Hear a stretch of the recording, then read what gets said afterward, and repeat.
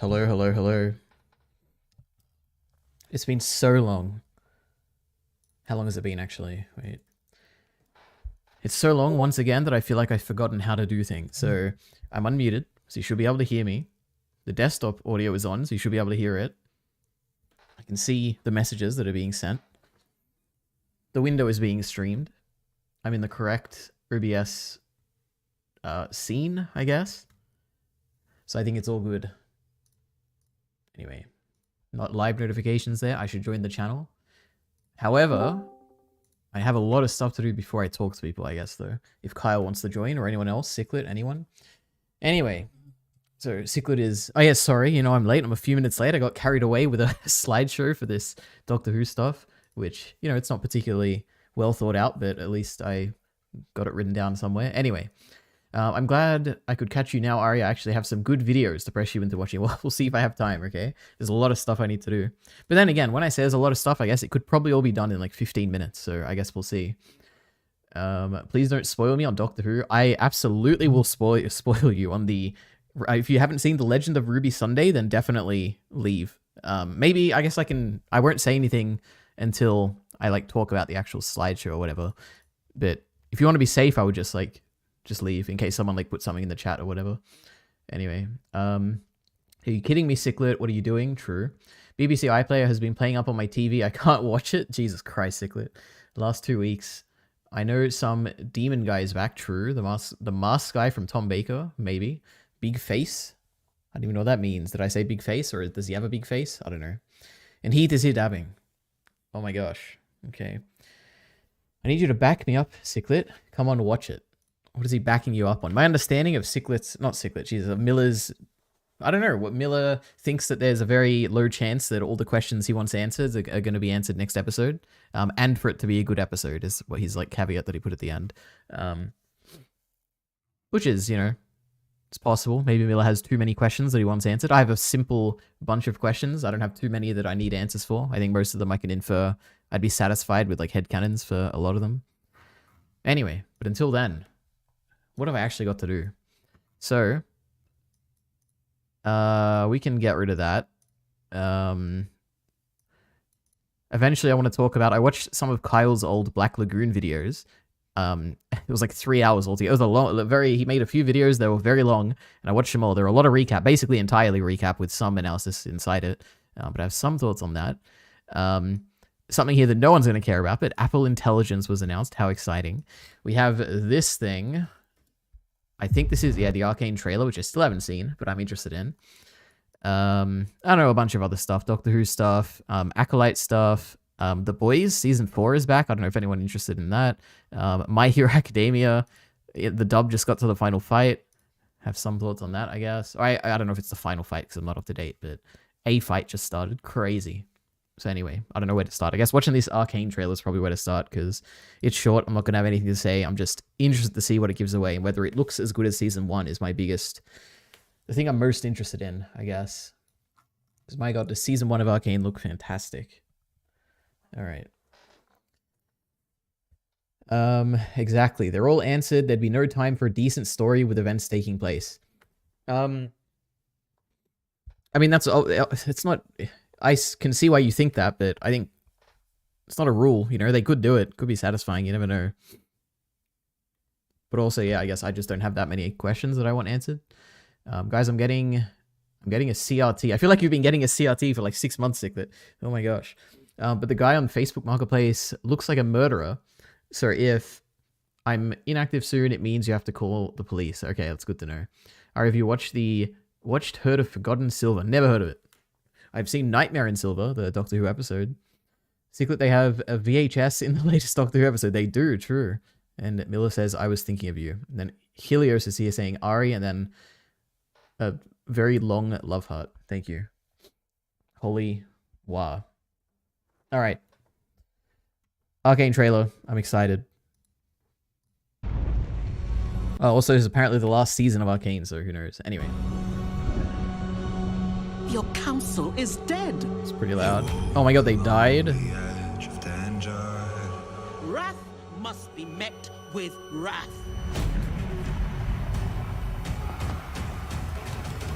It pretty much looks the same. Will have justice.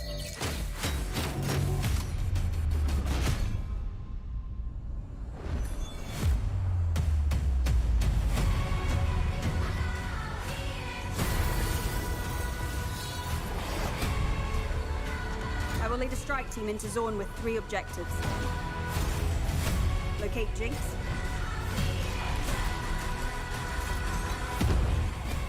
Dismantle Shimmer. And neutralize any agents still loyal to Silco.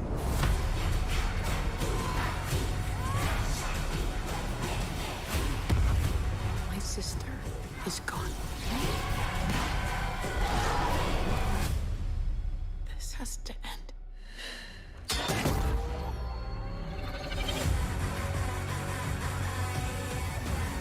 Okay. Jinx! Finally got the name right. Sister.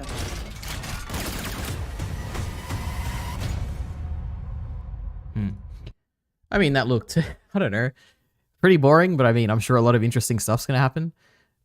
I don't even know what was the appeal of the first season. I guess it was a lot of, I don't know, a lot of interesting character dynamics.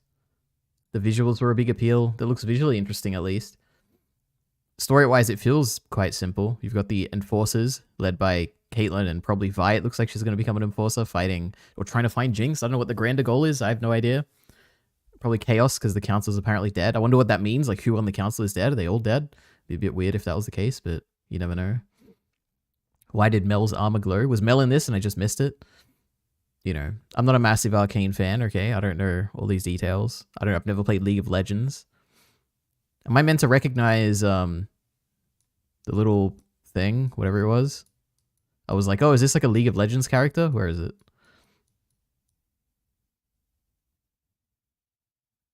This thing? This feels like I've seen this. Feels like a League of Legends character. I'm like pretty sure. But I don't know anything about League of Legends, so what am I saying? Anyway, Arcane. Only 2.5 million views. I'm surprised. I thought this was more popular. Maybe there's like another version of the trailer that's more popular. Oh my god, somehow this got worse. True. Anyway, anyone have thoughts on this? Been looking forward to watching Twin Peaks in its intended format. I'm so happy for you, Ciclet. I hope the season is at least 50% Caitlyn and Vi romance. Yeah, that would probably be better than like... Actually, I don't know. In any other show, that would be better. But in this show, the action is kind of the appeal of it. Like, there is a lot of really cool action. So I don't know. I can see it either way, I guess.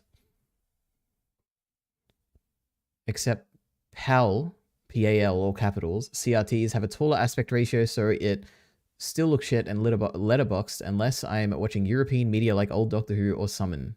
I believe Australian stuff is also PAL, right? I have no idea. I don't watch anything to do with Australian TV. I watch all my stuff on streaming services. It's great. We love it. Or I guess I rent it on YouTube. Or buy it on Apple. Like I bought Pyramids of Mars on Apple. Crazy. Yeah, it looks like that's all.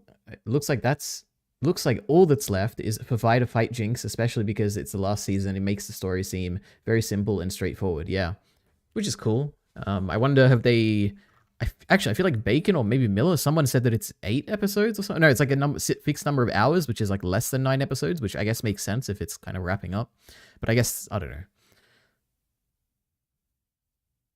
Who are the characters? I guess, did we see... What happened to Jace? Jesus Christ, I don't remember anything.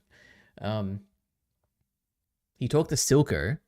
He was at the council meeting at the end. There's no way Jace is dead.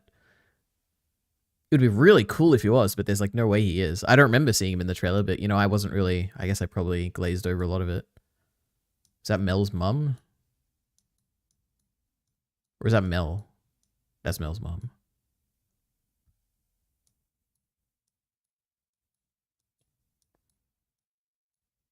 These Shimmer people. What does the underground look like with Silco dead? That's going to be interesting. The doctor guy. Scientist guy. I have no idea what the hell this is. This again feels like a League of Legends reference or something, but I don't know, maybe I'm just forgetting something really obvious.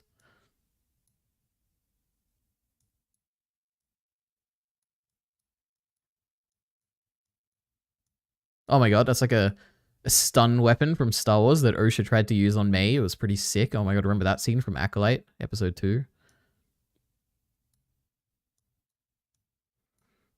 Anyway, crazy. That's enough of Arcane, I guess. What are the comments saying, you think?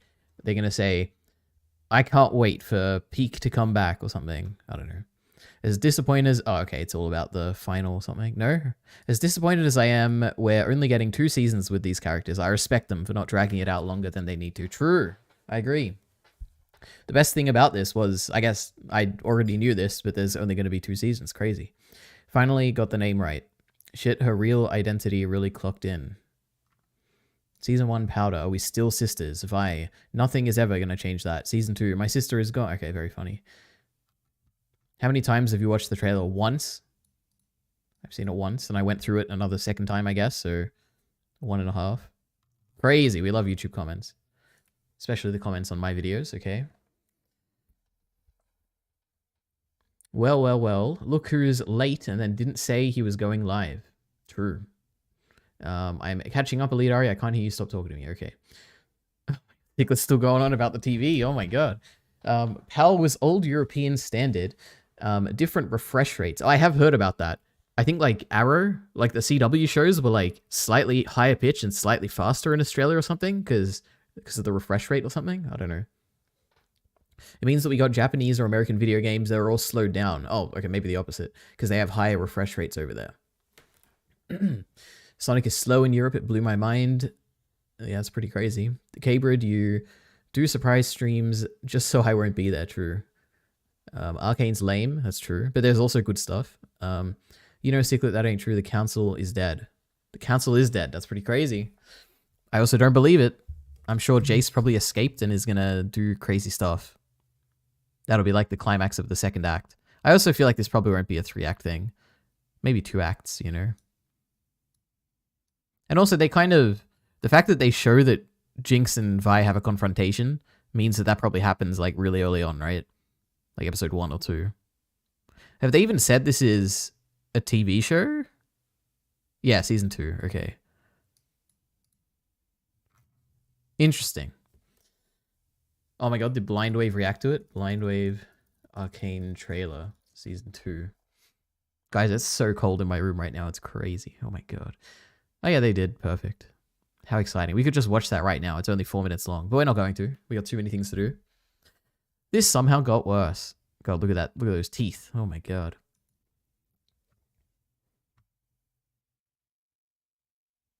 Look at my badge. Elite Ari. True. You do have a badge. I think you had a badge last time we streamed as well. And if you guys want to get a badge, become a YouTube member by pressing the join button. And I think you get a badge for $1 a month. And if you want to get weekly update posts and participation in polls that happen very infrequently on the community tab, then you can pay $3 a month and get access to that. Tried playing The Last of Us, by the way, Kyle. What a piece of shit game. Based, says Miller. I've never played it, so I have no opinion. I've only watched the story. And when I say watch the story, I've only watched the cutscenes for the first game.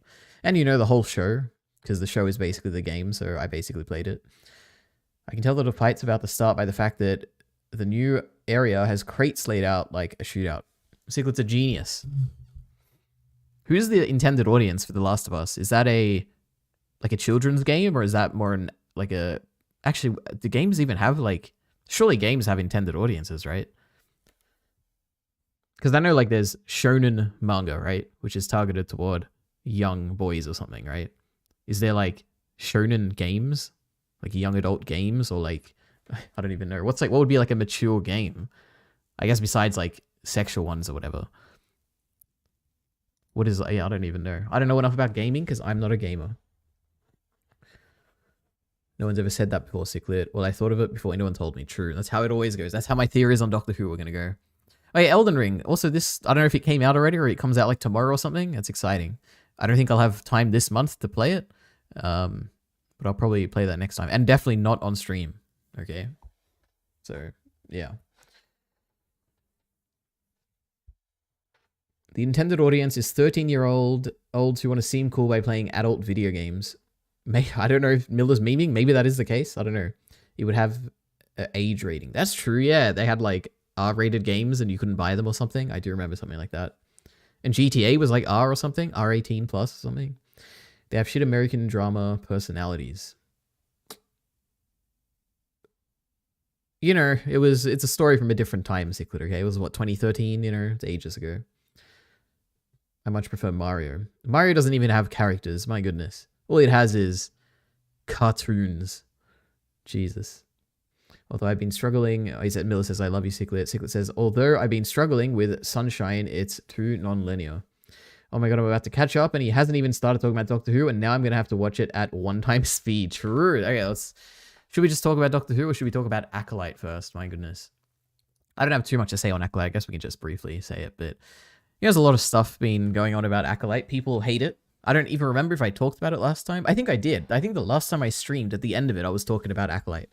But generally, I like Acolyte a lot. There's been 4 episodes now. I think the 3rd episode is the best of them, pretty clearly to me. I know a lot of people hate that. I know Miller and Riker also don't like that episode. But I liked it quite a lot. I watched the 4th one, or the most recent one, and I don't know if it's the fact that it was such a short episode that came, like, it felt just like, maybe I've just lost the sense of pacing or something, but it felt like things happened way too quickly. It felt like May, who's like the villain in Acolyte, well, not really the villain, I guess the antagonist at this point, she kind of swapped a little bit too quickly, and it seemed a bit weird. Now, there's no way the show is that dumb for that to be a thing. In the same way that the previous episode, a lot of people were like, oh my god, why is May so evil? Why did she, like, burn down the place and kill all of her family and everything? And I'm just like, yeah, there's no way the show is this dumb. Obviously something else went on and we're going to see stuff later. I feel like the same thing is happening here with May switching so quickly, where it's like, there's no way the show is this bad. There has to be an answer to this. Or it is like an issue with the pacing, where it's like, if you watch this entire show all in one go and you just got the backstory within the same, like, 60-minute time span, then surely maybe it would make sense for May to be like, actually, interacting with my sister changed me, and I'm gonna go to the Wookiee Jedi and I'm gonna turn myself in or something. Now, the other possibility is that, like, she's, like, playing a bigger game and she's, like, thought of something and she realized that, like, her friend who is not really her friend or something, and there's some goofiness going on there, and we don't really know what's going on, because he was a bit sus when he was explaining, like, she's like, have you ever seen his face? And she's like, and he was a bit, like, sus in answering it, and I don't know, she figured something out there that we haven't seen yet, and maybe eventually we'll figure it out. I don't know. It's weird. So I'm concerned, because I am concerned, because if I start becoming a hater of the show, then people are going to think that I'm lumped in with all the other haters, okay? Who hated it from the beginning. But I'm only becoming a hater now, okay? God. We'll see. I have hope in the show. I hope it's good, okay? It hasn't gone too far off the deep end where it can't recover. I'm still hoping. I'm still positive. But we'll see.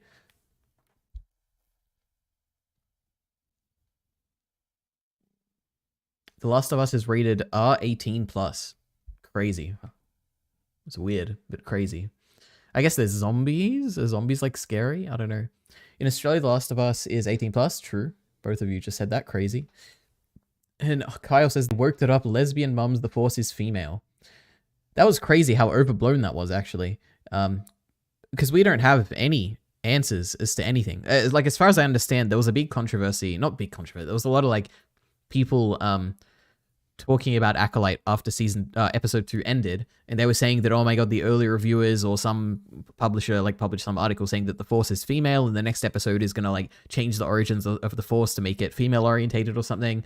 And we didn't get any of that. All we got is that, like, the 2 twins were created from something, some manner that we don't know how they were created. And people were freaking out, saying that this is going to undo the specialty of Anakin, and if on some random planet 2 women were created or 2 girls were created, that kind of undermines the specialty of the main man or guy who was created, who is Vader or something. Now that could be the case, but it also could not be, and we have no idea if that's the case yet. So that was a wild thing to see people freak out about that before it even came out. And the show's not finished yet. We have no context for how they were made, and people are just, I don't know. I don't know if there's, like, been, like, leaks. Maybe there's, like, leaks that answer all these questions, and that would make more sense why people are so, like, adamant that they're ruining the canon of the entire, like, Star Wars mythology. But even if they did ruin the whole canon, I think it would be kind of interesting.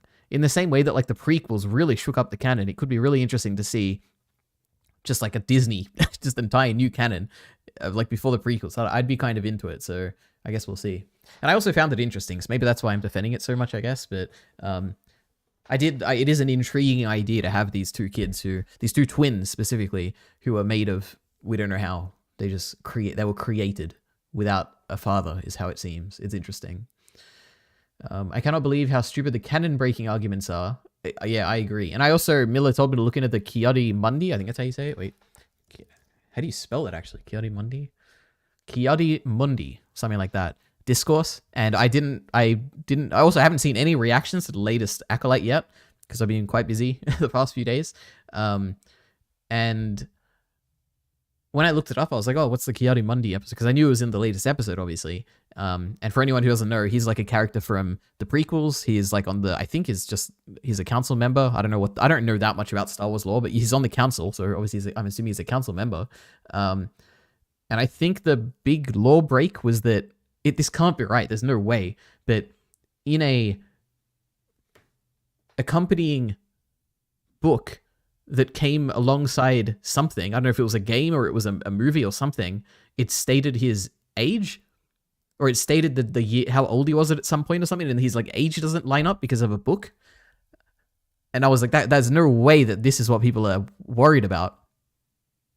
There has to be more than it. But then I thought, the discourse surrounding the show is so bad that might just be it. People just might be upset because Disney changed the age of a very minor character based on, I guess their basis for being outraged is that initially his age was stated in a book, which Disney declared canon, 8 years ago? I mean, non-canon, 8 years ago.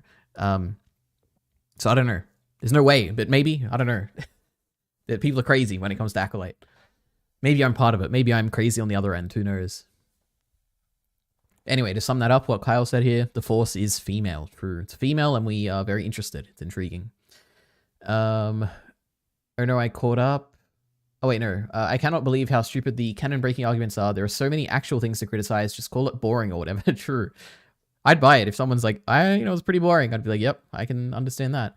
I could say, stilted dialogue. I don't like any of the characters. I think the plot is convoluted. I'd buy all these, Similar arguments could be applied to the prequels, and I don't know. This show does feel very prequel-y. It feels very like Phantom Menace-y, and it's like dialogue and production and characters and everything. So it would be interesting to kind of apply these same criticisms to the prequels and what the prequels did to the original trilogy. It could be an interesting video, I guess. I don't know. It's like a CW show.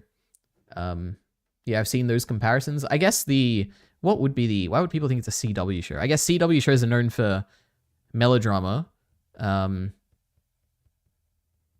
What else? That's all I really know CW shows for. Long seasons that don't need to be that long, but they add like a bunch of like people keeping secrets when they don't have to, and plot conveniences and stuff. I feel like there's nothing, like I'm sure there probably is a little bit of that in Acolyte, but nothing that bothered me when I was watching it. When it can sometimes bother me in a CW show. But in fairness, I did when they first started coming out, the CW, when I'm talking about CW shows, I'm really talking about the superhero shows, obviously. When they started coming out, I enjoyed them initially. They just got bad over time, I guess. So saying that something's like a CW show isn't necessarily a bad thing to me. It's just like a categorization of a piece of media, which is like neutral, I guess. It'd be like saying something's like a Marvel movie, where I'm like, oh, okay. I guess I like some Marvel movies. I don't like other Marvel movies. I don't know. It could be good, could be bad. There is more of a general thing that I've noticed in myself, and I don't know if this is, I don't know. Yeah, which is that when I've basically disagreed with the vast majority of people on two major things now, and one of those was Loki season 2, which I vastly disagreed with almost everyone who universally loved that season, which is insane to me. And now I guess I'm also very much disagreeing with a lot of people, or basically everyone who seems to have a significant degree of dislike towards Acolyte. So it's interesting. I don't know if I'm just becoming more jaded when it comes to discourse surrounding media these days, where I don't really tolerate other opinions that well anymore. I don't know. It's crazy to me. A lot of this, the way people are reacting to these popular shows these days. Anyway. Oh no, I caught up. This is going to be the worst twist of all time if the guy with May is actually her master. Because Miller had this theory that he said, when episode 1 and 2 came out. And I was like, oh, that could be interesting. That could work. Now, That's all I was thinking about when he was talking to May in this Jesus Christ, latest episode. Because he was so sus about it. And to me, it'd be really weird, and I think it would be a very strange twist now that we've seen a bit more of him being characterized. And I don't know, I guess you could pull it off for him kind of being portrayed as like a bumbling idiot on purpose, I guess. But I don't know. I'm more like, if it is revealed that the friend that May is with is actually the Jedi, not the Jedi, the Sith or whatever it is, like the person with the red lightsaber, I think that'd be I'm more leaning towards that being a negative reveal than a really interesting one, but they could still do it in an interesting way. Like, there's so much in this latest episode that just feels so strange that either it's literally just strange, like that interaction that he had when May was talking about, have you seen the face of the master? And he was so awkward and like evading questions and stuff. That could just be like bad writing or bad acting even, maybe. Or it could just be something that when you've had the whole show and you understand all of it, going back, you'll be like, whoa, that was actually really interesting. And they really planned that well. And the acting is really good here or something. I don't know. I guess we'll have to see till the rest of the show comes out. But it has shaken my faith a little bit, that latest episode. Okay. Sometimes I like internal logic in my media. I'm sorry. True, we love internal logic. Like Obi-Wan, Obi-Wan was not a good show, okay? This feels like it'd be a way better movie. I don't know. Maybe. When people say that, like my understanding, when someone says this would be better as a movie, what they mean is they'd prefer the plot to be tighter and they'd prefer it to be shorter and to be one cohesive whole that's told all at the same time. I kind of like this. We get to explore different planets. We kind of take our time on different like settings, and we got like a whole backstory episode. Like, I kind of enjoy that. But I can understand if you didn't like the backstory episode, which I know a lot of people didn't. I can kind of understand why you'd want to like cut out that kind of stuff or make it shorter. But I really like that. Like, I enjoyed the characterization there. Yeah. How are we halfway? It's true. It should be way longer. How did they release a 26 or 7-minute episode?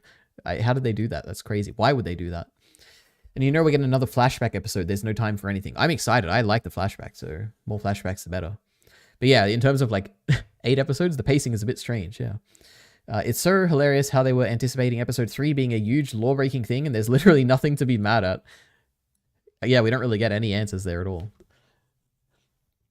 True, says Sulfur Bratig. Thank you. I think it's a Clone Wars online episode guide and a Clone Wars online episode guide, okay, and trading card that state his age. The people are mad that people are mad is contradicted. That's crazy to me. I don't know. Where's this energy when Dave Filoni overwrites actual canon stories, not dumb reference shit with no story? Who knows? Unironically, you know, if Dave Filoni was exactly the same but a woman, he would be so much more hated. I don't know. Because I guess I don't know enough about beyond like Tyron Magnus, who only recently I've been enjoying some of his videos because it's so funny in how ridiculous he is. I don't know much about the mainstream big channels that like watch and react to Star Wars, like Star Wars Theory. I don't know what is it, Collider or something? Whatever the big channels are. I don't follow any of them or what their opinions are on any of this.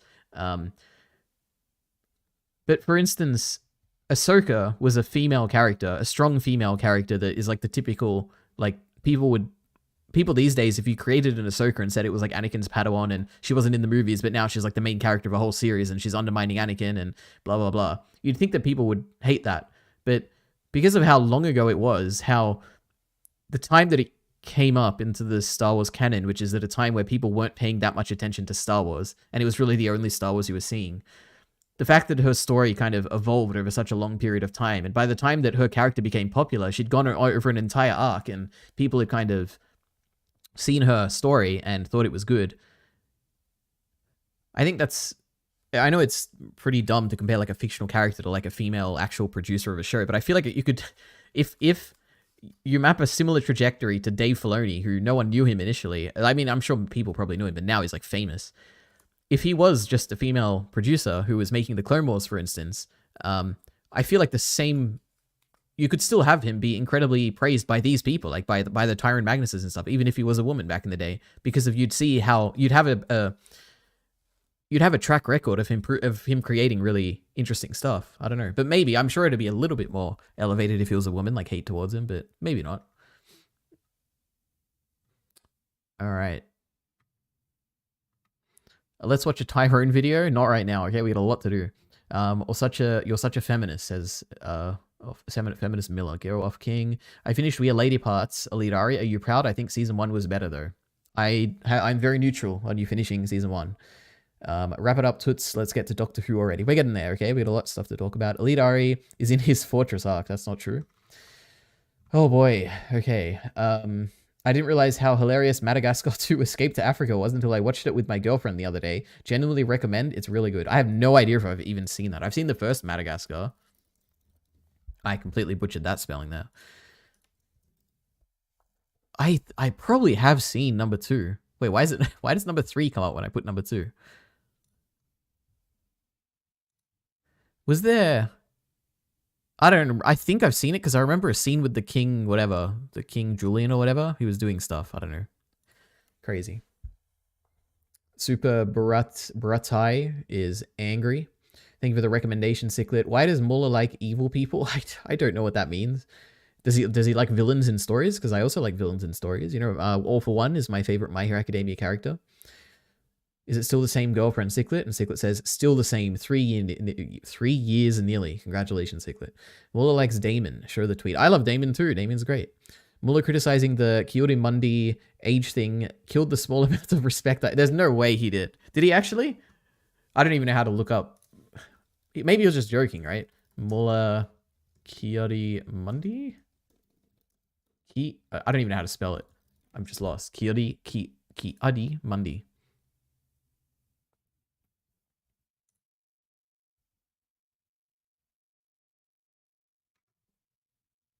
I don't know what this is. Bro shouldn't even be alive for this scene, and you were calling people grifters. Is this the tweet? I don't know. I think he's mad, all right? Oh, here we go. Doctor Who. Perfect. Let's do it. All right. So, actually, I should probably catch up with the chat. What if there's even more? Wow, very impressive, Ciclid. Ippo would be better as a movie, to be honest.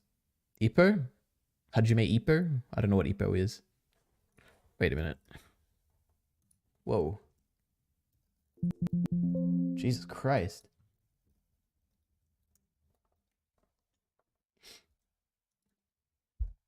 Sorry about that. Sometimes my keyboard does weird things, okay? What the heck was I up to? Actually stole my girlfriend from my ex-friend who used to be together. It was a betrayal. Jeez, Ciclet's a demon. Oh my god, hidden Griffith lore reveal. I concocted their breakup. That's... I don't know if Ciclet's joking here, but that's pretty funny. Mr. Steel Guts' girl. Well, not really, but I did convince them to break up. Very impressive. Then took advantage of the situation. You debated them out of it. I'm Machiavellian like that, like Griffith. Yeah, exactly. So you can say you could relate to Griffith, like how Kyle relates to Griffith. I once considered doing something that like that, but decided against the behavior. You know, didn't want to see the desperate and didn't want to seem desperate and uncool. True. Who is a single woman you've heard Tyron Magnus or Dave Filoni praise? I don't know. I don't follow. Wait, Dave Filoni praise? I have no idea about Dave Filoni, but Tyron Magnus? I don't know. I don't watch anything beyond the Acolyte reviews. What does he think about Bryce Dallas Howard? Does he like her? She made like that really good Boba Fett episode. I don't know. And that's why you'll never be successful. Tyron loves traditional women. Now fuck that beach. If you know what I'm saying, says Kyle. Double time, Ari, pretend you're on 2 times speed. I am. Yeah, it's this tweet. Ari, I don't know. Muller's he's probably just upset that his precious Star Wars has been destroyed by the likes of Disney, and he's just lashing out. Just like Miller when he lashes out at Chainsaw Man, you know? The quoted tweet was someone defending Cutie Mundi's characterization. Oh yeah, I guess there's the whole other element of making him like deceive the council or whatever. Now I don't remember much of Cutie Mundi's characterization. I feel like he had one line in Revenge of the Sith, and I don't remember anything of him from the Clone Wars. Maybe he has a bunch of Clone Wars episodes that I don't remember, but I do remember him being a bit like on the conservative end of being like, you know, let's be careful or something. But maybe he was the complete opposite. I have no idea. I don't remember nothing about Cutie Mundi, and you know, I'm just not big enough of a Star Wars fan. All right, we're almost there, guys. Yes, this tweet, the quoted, yeah, or Star Wars Theory. That makes a lot more sense. Not Dave Filoni. Sup, says BRB. Okay, perfect. So, guys, last week, I don't know what day, it was Saturday morning or Friday night or something. I don't know. Doctor Who released a second last episode called The Legend of Ruby Sunday, which I was anticipating, okay, because, there's a lot of theories. Every episode this season has been basically fantastic. And I was very excited for this 2-part finale. And I loved it. I really liked Legend of Ruby Sunday. But, there's still a lot of open-ended questions, so I thought I'd, theorize about a bunch of stuff. And these, I have a slideshow here. It's not very well thought out, okay? There's a lot of... I am late for a reason, okay? I thought, let me just think about this a little bit, and then I thought about it a bit too much, and I realized none of my theories make any sense, and I'm missing stuff, and blah, blah, blah, so don't judge me too harshly. But in my mind, there's like 4 major questions, I think. I think I ended up with 4. For Empire of Death, the next episode, the finale of this season of Doctor Who, the important interrelated questions. So, the first one is who dropped Ruby off at the church on Ruby Road? So this is the central... question that has been raised ever since the beginning of this season in the church on Ruby Road, the Christmas special. Who is Ruby's mother? Who is this person? I guess we're just assuming that it's like, firstly, we're assuming it's a woman. We're assuming it's the mother. We're assuming a bunch of things. Like, who is this woman? And then the other sub question to that is, why did this memory/time, because memory and time are kind of interrelated is what the Doctor says, why did it change? Because, initially we had the Doctor showing up, seeing Ruby's mum, and then going back. And then later on in, I think, Space Babies, we see the same scene, but we see Ruby's mother point at the Doctor. And it's like, oh my God, the memory has changed. What happened? So that's another question. Now, in terms of information we have, I don't know what I actually listed here. We have a bunch, okay? Number 1, we know most likely it's a white woman because we see their hand, it's white. We see their figure, and they're probably a woman. I don't know. So it looks like one, and everyone in the story is basically assuming it's a woman. So I would just assume it's a white woman, which would, I guess, make sense for Ruby's mother. The other thing we get is that in a revised memory, the one I just talked about, the person here, the woman, we're assumedly, is pointing at something. Now, there's 2 possibilities. Well, there's a few possibilities, but one is that they're most likely pointing to the Doctor and the TARDIS in the actual timeline there. So in 2004. But another thing which is possible, and I think would be more interesting, and I think is probably more likely, which is that she's pointing at the Doctor and Ruby in the time window, telling them to look at the TARDIS to see that Sutekh is there, or something. I don't really know if it's like that simple. Maybe there's something more to it, but I feel like she is communicating something to the Doctor and Ruby in this time window, rather than communicating something to the Doctor, which would, I guess, make little sense there. Yeah, so interesting. The other thing we know is that this is something I realized. I looked it up afterwards. After I was like, how have I not seen anyone talk about this? And I saw one Reddit thread which had like 50 upvotes or something. It's like a tiny Reddit thread pointing this out. But at the beginning of Church on Ruby Road, there's something really interesting happens, and it could just be nothing. It could just be like a production error or like a continuity error or something, or just a red herring to intentionally like mix us up or confuse us. But Church on Ruby Road basically starts with us. It's like a monologue by the Doctor, by the 15th Doctor, whatever Ncuti Gatwa's Doctor, whatever this Doctor's title is. He has a monologue where he's talking about how, on one Christmas, blah, blah, blah, a child was dropped off, and we didn't know who this mother was or what was happening until one fateful Christmas where a time traveler came to call. And then you have the Doctor arriving, and the Doctor is like crying. He opens the door of the TARDIS. He has like a tear on his cheek, and we're like, okay, so the Doctor does something. And then you have the whole Church on Ruby Road episode, and eventually toward the end of the episode, the Doctor comes back. I don't remember the exact context. I didn't watch the whole episode, but I think he comes back to save like the goblins who'd taken young Ruby or something, and he like goes and saves them. And when he arrives, we see him open the TARDIS door, and it's literally almost identical of the scene. It is a different take, like the actual angles of like behind the TARDIS and the way he's like moving is slightly different, but he's wearing the exact same outfit. It's almost identical. If you didn't put them side by side, you probably wouldn't be able to tell that they're different takes. However, when you focus on his face, there isn't the tear on his cheek, and he's not crying. And it's like, why is this different? Why is the scene that we're seeing now, which is intentionally designed to make us think of the scene at the beginning of the episode, why is it not the same? Now, obviously, it could be continuity error, or it could be, which I think would be really cool, but I feel like I'm almost certain it's got to be a continuity error, but it'd be really cool if this is going to be a scene we see in the final episode where the Doctor has to come back to this moment and make a very difficult decision or something. Like the one I talked about a little bit in the Discord with Miller, which is that it could be the fact that throughout this next episode, the Doctor realizes that Sutek's appearance, and not appearance in terms of appearance, but like Sutek showing up and destroying the world or universe or whatever, it could be tied to Ruby's birth. And as long as Ruby exists, or Ruby exists in the current form she does with her family and everything, then Sutek will always exist and will always come back. And in order to undo that, maybe he has to come back to this moment and make sure that Ruby isn't adopted. Or maybe I would say, oh my god, even make sure Ruby dies or something, but the show would never do that. It's way too dark and they would never do it. But maybe he has to come back to this moment and basically undo the good thing he did of like saving Ruby from the goblins. Or I don't think it'll be that crazy, but something could happen here, which is about the Doctor having to give up Ruby for the sake of the world or something. It would be really interesting. So I don't know if that's in my theory here. I have a bunch of theories, but my most likely to least likely theories on who this woman is, basically, that dropped Ruby off. So the first one, and I think is the most likely, which is that it's a new character who will be introduced next episode. But what I think is, this is like a bunch of stuff that I've talked about throughout this entire slideshow, which is that something that, it's never going to happen because, my theories don't really pan out. They're not very well thought out. But my whole theory with this TARDIS thing, which is that I think Sutek possessed the TARDIS, expelled the soul of the TARDIS, and put it into this woman, is kind of my theory. This is like my ongoing theory that has very little evidence to support it, but that would make a lot of sense for me.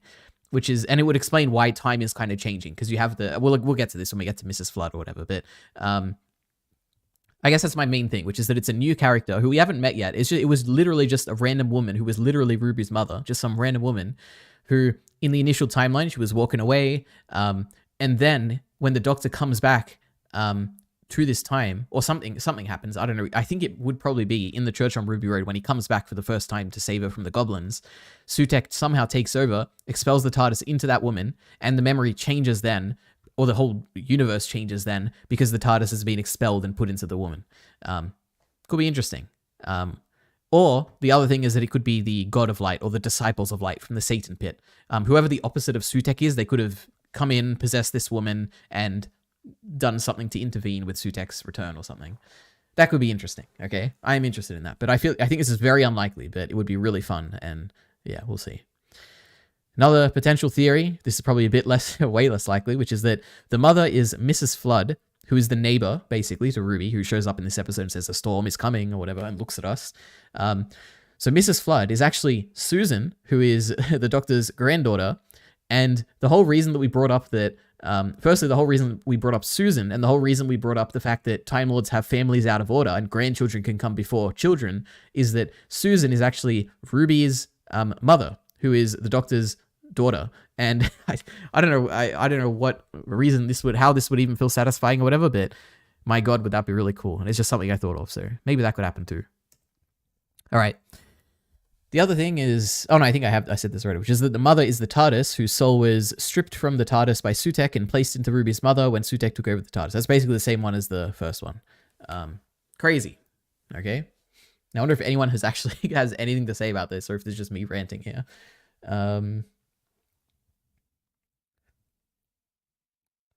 Yeah, I agree.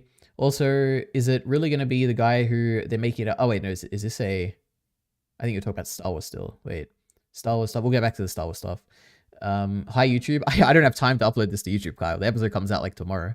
Can we just have the Doctor go up against the cool villains instead of 50 mysteries in a single episode? Absolutely not. I love mysteries, Mel. It's the best thing of Doctor Who. So I hope all future seasons end on a nice mystery thing like this. I love it. This is the best part of all of modern Doctor Who. See, I knew Doctor Who was just Sherlock. True. By the way, the best answer to Ruby's mother is to do a literal Last Jedi thing, and she's a nobody. Anything else would suck. Yeah, I think it would be interesting to have a nobody whose life was taken over by the soul of the TARDIS, or like someone possessed them, like some god of light comes down and possesses her, and it's like, damn, that's rough, you know? And I do think that's the most likely, which is that it's just some random character. Like, there's no person, so no intention behind it. It could be a similar parallel to how Sutek has taken over Susan Triad, and then on the other hand, you've got the Disciple of Light who's taken over Ruby's mother or something, and the like God of Death and the God of Life are like fighting each other or something. That could be kind of interesting, and they're fighting it through proxies of innocent people who were just taken over and are suffering because of them. And it could be like the Doctor, who is also some celestial god or something. It could tie back to the Timeless Child thing, which I don't know that much about. He is the one who, although he is a similar kind of pantheon-related thing to these people, he like kind of cares about the people that he interacts with, and because of that, he wins. And I don't know, you could do something interesting with that. This theory is too complicated. Absolutely, it is. I like that she's just pointing at Sutek. No, it's too. Why? Like, why? What? How does it help that she's pointing at Sutek if 2 seconds later, Sutek is just like revealed? It wouldn't be satisfying of an answer, I don't think. But maybe it is. I guess we'll see how they explain it. I really hope after this we're done with Companions, who is the most important girl in the world. Just have them be normal people with normal problems. If you want to get creative, make them an alien. I don't know. I could do a million stories more like this and enjoy it. So I'm not tired of this yet. Maybe a lot of people are, like Miller. I don't know, but I could do a million more things like this. What if Horace is her mother, Ari? I feel like Horace is not going to be involved in this. As far, like my understanding, firstly, Miller's referring to Pyramids of Light, which is the original story that Sutek was introduced in, which I have seen. I did watch it today. Horus was the one who initially imprisoned Sutek. Now, I don't know what Horus is. I would assume he's just like another one of the gods, like the Egyptian gods or whatever. Now, I don't know what it is, but it just feels like having Horus here, it just feels so, I don't know, it feels anticlimactic in a way, but I don't know why. I don't know. I guess it could happen. It could be Horus, but it just doesn't feel right to me for some reason. Kind of disappointed that it's not just Satan from the pit. Yeah, I'm not disappointed, but that's initially when they were doing the reveal, the voice was like talking to her head and it sounded like the Satan voice. I was like, oh my god, it's literally Satan. But yeah, I guess they could say that it's like, they could tie it together next episode and be like, remember that time in the Impossible Planet where you sealed me in a black hole? I escaped. Could be cool. That could be a cool reveal. That would be cool if she's the daughter. If she's daughter. I'll take your word for it. They did explicitly point out that he hasn't met his daughter. Oh, that his daughter, yeah. Yeah, they did point it out, and it was, yeah. Which could just be an interesting lore thing, but it could also be something that they're like teasing for the next episode. The TARDIS theory is decent, thank you. Okay, I'm glad. I have something to say about this. Bro did a whole slideshow just for a stream. Couldn't be me. True, I got inspired by Kyle's old Attack on Titan slideshow. It's crazy. I love mysteries, hasn't read One Piece. What a loser. I would never read One Piece, okay? Maybe I'll watch it one day. But Mrs. Flood question is very much still in the air. Don't worry, we're getting to that. Okay, we got more Mrs. Flood stuff. I don't know if I even had a solid theory on her, though. Okay, anyway, we're going to move on, and then I'll catch up on the chat after this. Anyway, or not after the whole thing, but after this. So, next question. Why can Ruby make it snow? And I don't think I have any satisfying answer to this yet. So I'm very interested. So we have a few pieces of information. I think that the reason she can make it snow has to do with the line that the doctor said about like, yeah, like, what did he, actually, I guess I just have the quote here. We have given it the greatest power of all, memory. Time is remembered. Memory is time. So it's like talking about how memory and time are interconnected. And the fact that they're using a time window, which is like to relive a memory, but actually relive the time that the memory happened. And the fact that like, whatever, what was his name? General Tredozi or whatever his name was. Colonel Tredozi. How he interacted with the time window and died because of the things that happened in the past. It is something's going on with memory and time. I don't know what it's going to be, but I do feel like the snow is going to be related to the memory time dynamic. That's really all I have to have from this. But anyway, that one quote. We have that that TARDIS is almost solid. If time is memory and memory is time, then what is the memory of a time machine? I don't know what a memory. I guess it could be another universe, I guess. If you're remembering an entire timeline, you could branch off and create another reality, which is what creates like Susan Twist. Not Susan Twist. That's the actor. Susan Triad. Maybe? I guess you could do that. I don't know. I just thought of that on the fly. But it could be related to that, where it's like Susan Triad is having dreams, and the dreams are memories of different times or something. And there's like, maybe the memory time thing could be more related to Susan and how she's split across all of space and time, I guess, creating different timelines. I don't know. I don't really know. Even if they never explain the Susan thing, I think that's completely fine with me. Because my headcanon right now is that, like, Sutek did something to scatter across time, because he's like a god, he can do whatever he did. He used some power, split her across time so that she could be everywhere, so that she can unleash the power of Sutek all around the world all at once, or something. All around the universe, sorry, all at once. That's good enough of a headcanon for me. I don't really need much more from that, but if they give more, I'm happy with it. Anyway, more of this Ruby Snow stuff. There's Maestro, who gives 2 particular things about Ruby, which is that there's a hidden song deep inside her soul. What is it? So it's like, oh my god, what does that mean? What is the soul? Does that mean she has like an intended purpose within her that's like embedded genetically or something? I don't know. And they also say, how could a song have so much power, and power like him, the oldest one, on the night of her birth? He can't have been there. What for? This creature is very wrong. So it kind of raises the question of, like, who is the oldest one? Is the oldest one the mother? Is the oldest one someone else who was watching in the distance? Is the oldest one Sutek? It's obviously not Sutek. Crazy. Theories? I have no idea, okay? I don't know why Ruby makes it snow. The only thing I know is that it has something to do with memories, okay? I guess I should probably read some chat here before I continue on.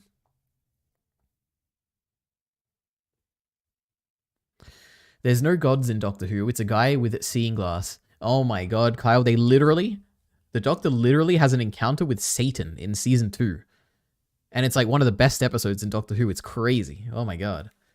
And like, and he doesn't just interact with Satan. He interacts with the mind of Satan that's been separated from the body of Satan. And the goal of the Doctor is to basically keep those two separated and to trap like the mind of Satan within a black hole while the body of Satan is destroyed on a planet or something. Or maybe even the planet is like going to be sucked in the black hole. Whatever. It's like it's really interesting to have like the distinction between the mind and the body.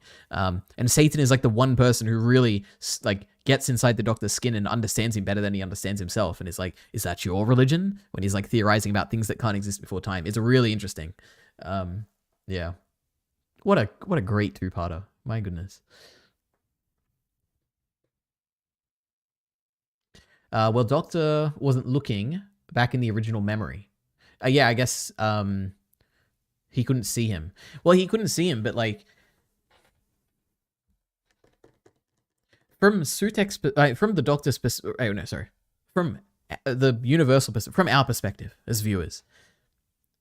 No matter what, eventually the Doctor is going to find out that Sutek is here and wrapped around the TARDIS. So eventually we're going to find that out, no matter what, because it was Sutek's goal to reveal himself eventually through Susan Triad. So why would the mother point to Sutek to point it out to the Doctor if eventually Sutek's going to reveal himself to the Doctor anyway? It feels like an irrelevant step. Like it doesn't provide any benefit to the Doctor to point at the TARDIS, right? Unless we figure out next episode that there's more to it than that. I guess it's possible.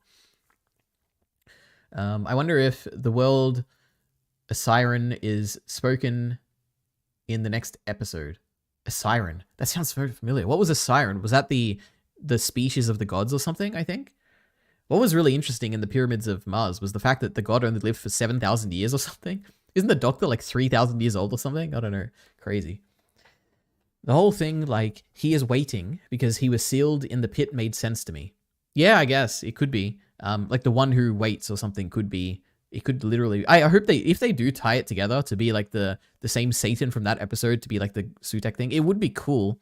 I think it would a little bit undermine the Satan guy because the Satan guy is like way cooler than Sutek. But if they're the same character, I guess they could do it interestingly. I don't know.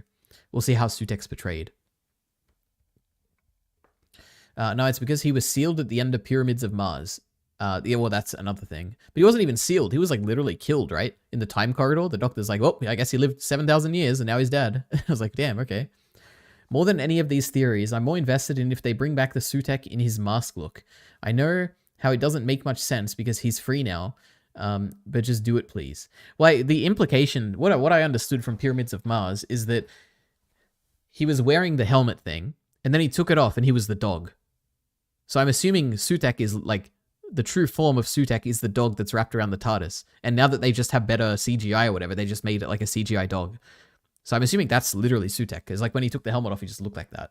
But I guess it could be, I don't know, he could put the mask on and be pretty sick. I don't have a lot of thoughts on Pyramids of Mars, but it was interesting. Sutek was an interesting force, god, I guess, in that. It was kind of interesting. Because if he also he didn't feel as powerful as he does in this, which is kind of interesting. Ari, do you know what a memory TARDIS is? It's from the Tales of the TARDIS episode. I have no idea what a memory TARDIS is. I also don't know what Tales of the TARDIS is. I think that's... if I'm guessing, it's the thing that people were saying was going to air between these two episodes or something. I don't know. Why wouldn't Sutek be the oldest one? Because... Okay, we're going to get to that, alright? We'll get to the Sutek stuff. Because I think there's some lines that contradict him being the oldest one. That's like the most obvious answer, because he was there on the night of her birth. He was there, true. I hope after the season, the Doctor goes back to being competent, though. You know what? I think the Doctor's pretty competent, okay? He's going to piece this together. He's already... We'll get to the next point where we'll be like, oh, I guess the Doctor's already figured out how to fix this. I'm okay with him being incompetent for one season, stepping on shit and never knowing what something is. Stepping on shit... I don't even remember. I don't know. Oh, you're talking about the Curse episode, 73 yards or whatever. I don't think that's... I don't know. I don't know if that's incompetent. I don't know if I buy this, but I can see him not being as competent as other Doctors. That could be a possible thing. I don't know. Because they're gods or whatever. But one season like that only, please. All right. Now we're talking about David Tennant. All right, we'll get back to this, okay? Who is Mrs. Flood? Okay, this is probably the mystery that I'm the most interested in, because there's a lot of potential for them to do something interesting. Because, you know, she's the only character, really, that's breaking the fourth wall. I guess besides Maestro, who was kind of breaking it with the theme song or whatever, but this is like a literal, she winks at us. She looks at us directly in the latest episode. There's something really interesting going on with her. So, the obvious answer. This is like the most... I didn't even need to put like a thing. She's obviously a TARDIS. It's so obvious that there's no way that she's the TARDIS or a TARDIS. It has to be a red herring. But this is like obviously the answer. And the clues are that, firstly... Like I was saying, oh Jesus, when we first have the episode on Ruby Road in the Christmas special, we meet Mrs. Flood, and she just seems like a very normal person, and the TARDIS is like blocking her road, and she's like, what is this annoying TARDIS? Like, get out of the way. And she doesn't say TARDIS, like, what is this annoying box here? Get it out of the way, whatever. She's mad at her neighbor for it being there, and attributes it to him, I think. Then... One day she's coming back from the shops or something, and she's like walking down the road, and she sees the TARDIS, like the box in front of her, and the TARDIS like fades away and it like teleports, right? Because the Doctor is going to Ruby Road in the important scene where he has like a tear on his face or whatever. The Doctor is teleporting there now. And she's like shocked by it. She's like, oh my God, how'd this thing disappear? And she drops the groceries. And obviously she comes across as a very uninformed character before the Doctor goes and intervenes at the church on Ruby Road. So it feels like whatever the Doctor did when he goes to Ruby Road is what created Mrs. Flood. That seems like a very obvious thing.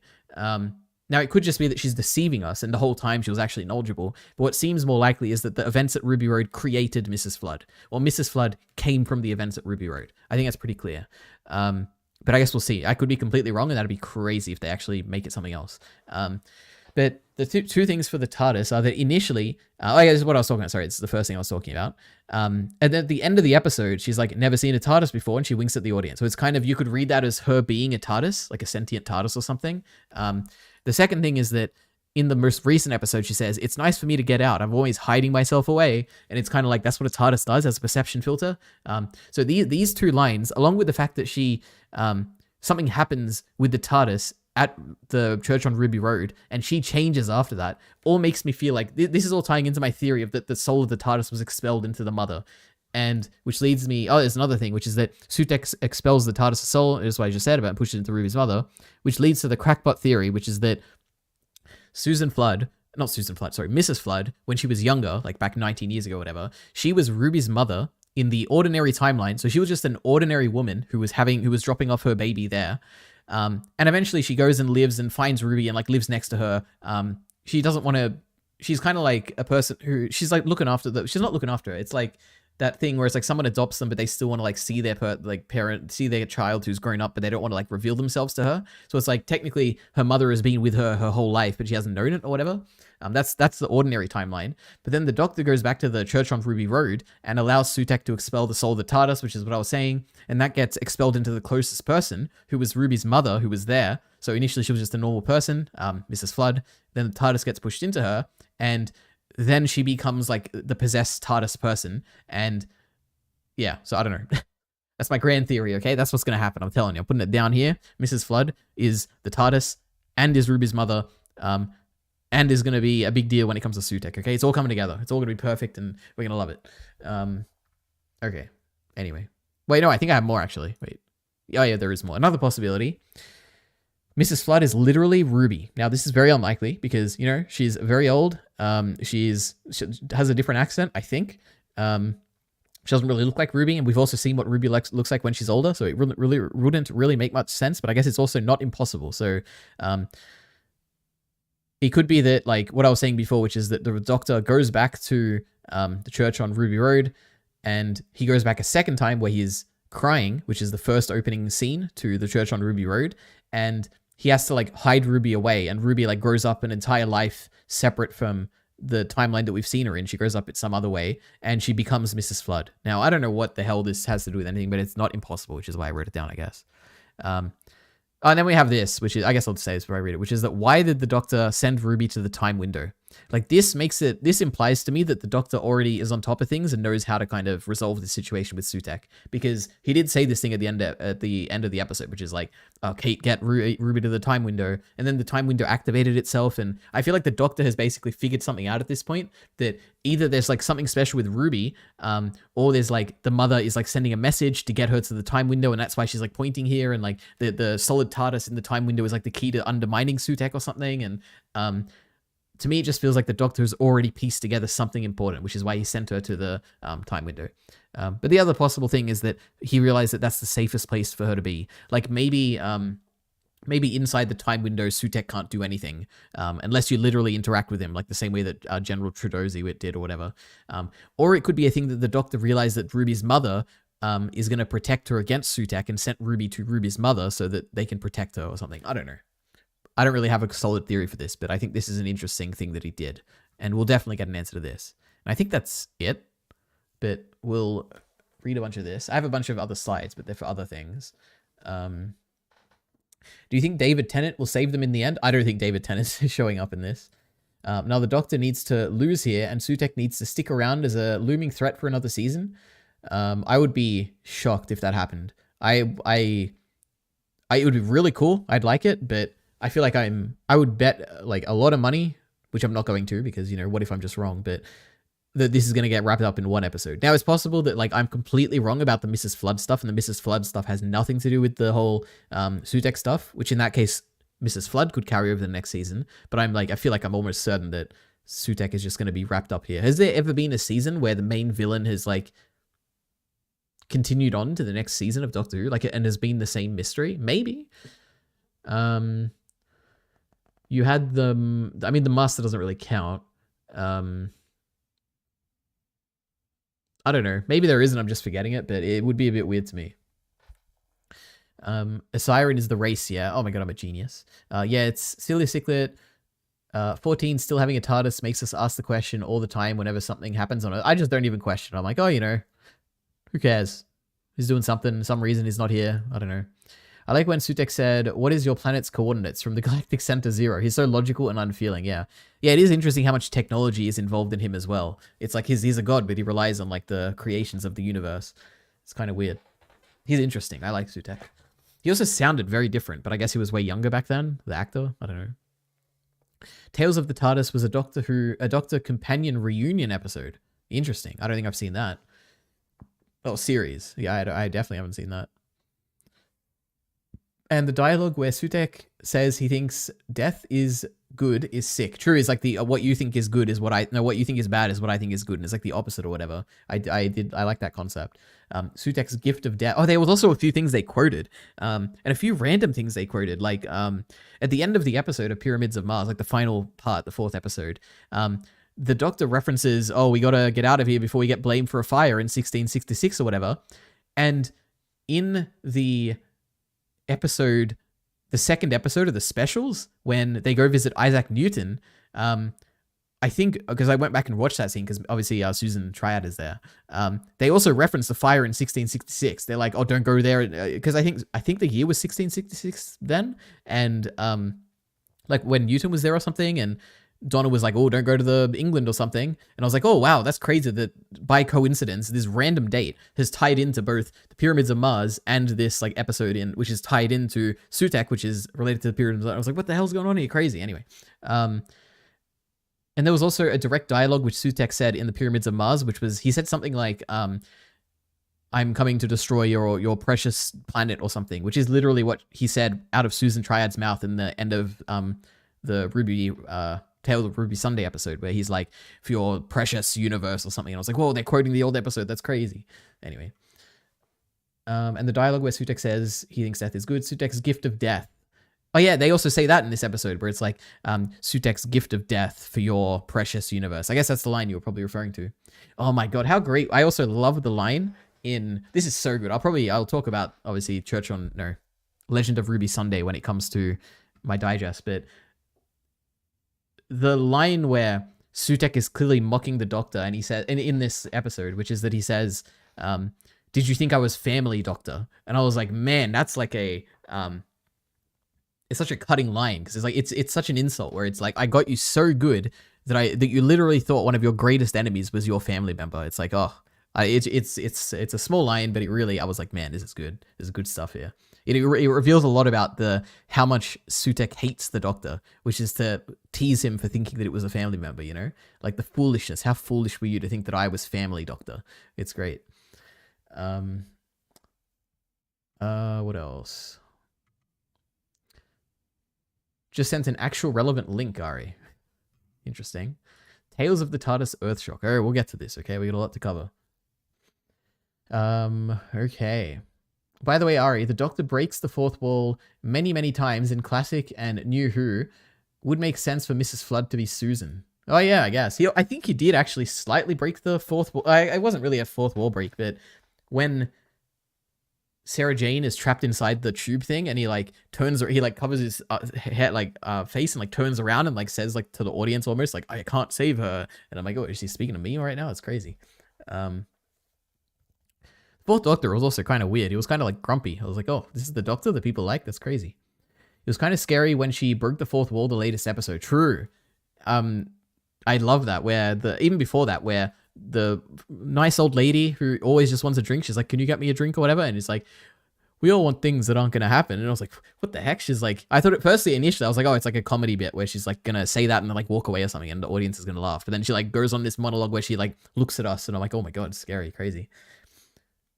God, I remember like when this season started airing, my big theory was about how like at the end, where obviously throughout this whole season we're going to see a bunch of gods, and like we've seen the Toy Maker who's the god of games, we've seen Maestro, the god of music, and eventually we're going to see the god of like I don't even know what it is, the god of fourth walls or something, and the thing is going to be about how Doctor Who is going to break the fourth wall, and the whole episode, the finale, is going to be about how the Doctor is in a story, and it's all gonna, I don't know what the hell the story would be, but I thought that this was gonna be the time they actually do a whole episode on the Doctor Who being a show about Doctor Who. I don't know. Anyway, but yeah, when that happened, I thought it meant she was Sutek's harbinger, but no, I think she's pretty separate.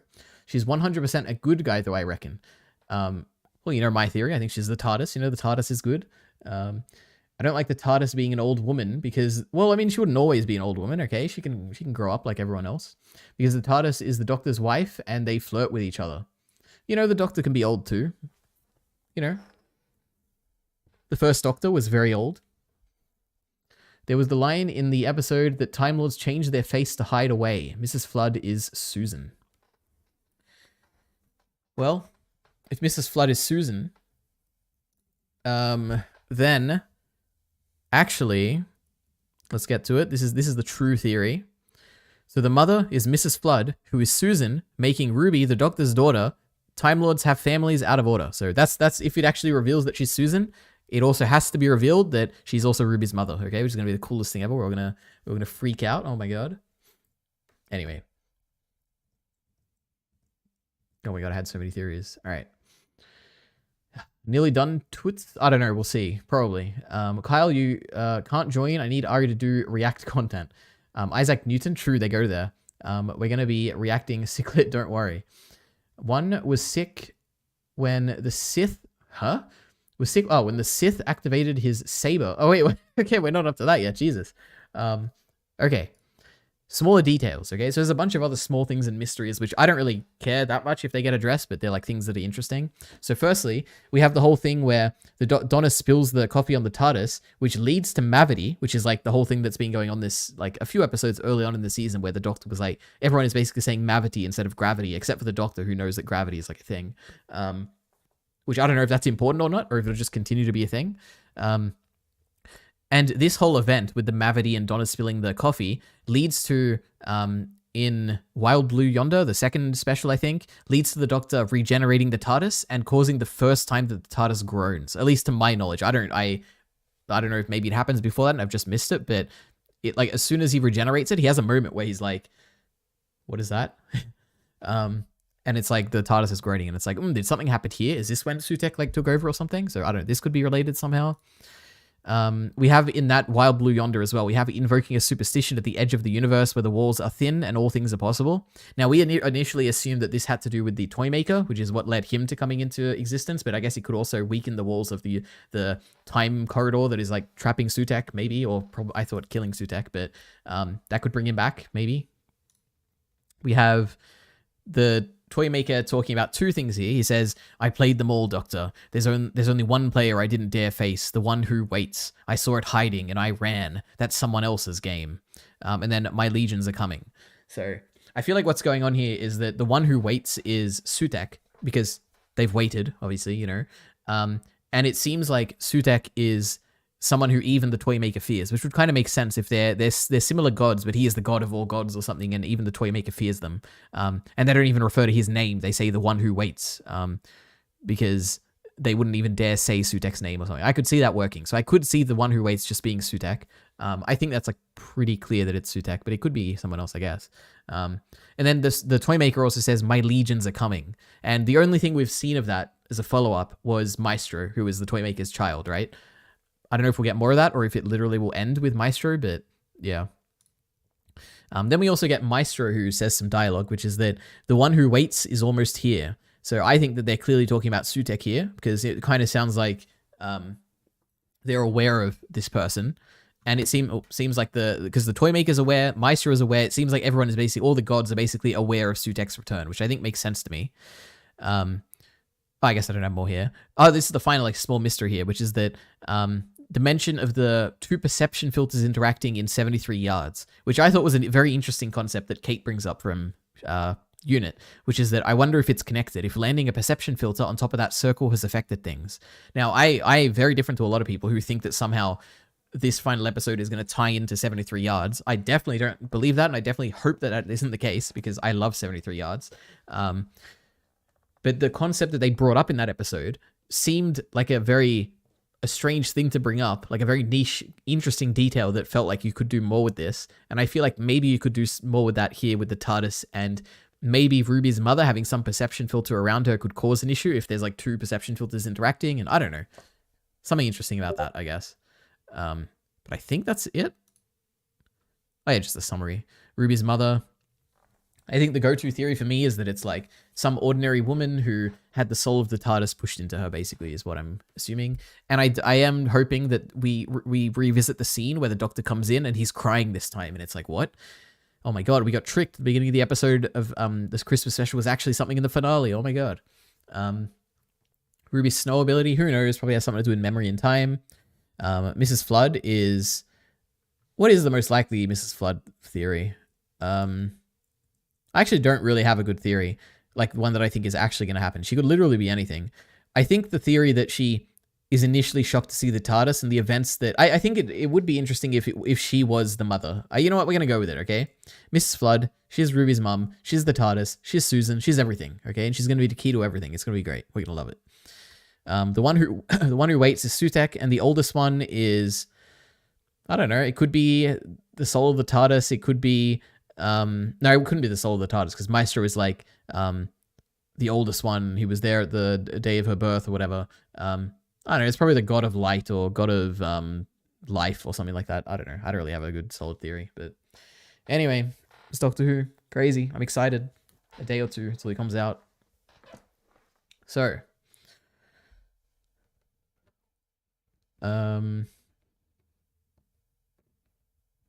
Also, Pyramids of Mars had the Devil's Cord scene of going back to the destroyed present. Oh yeah, it did. Yeah, that I also wrote that down in my notes. Where yeah, so interesting. I wonder if people picked that up when the episode aired.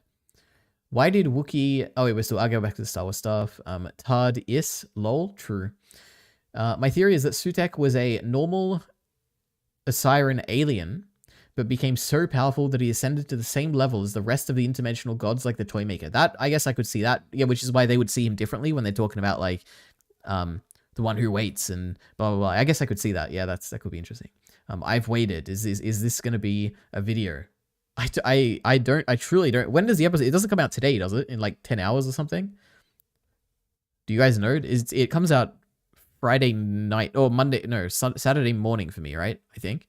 If it does, I could publish this, but I don't think anyone would really care about this because by the time anyone sees this, we're all going to have the answers anyway.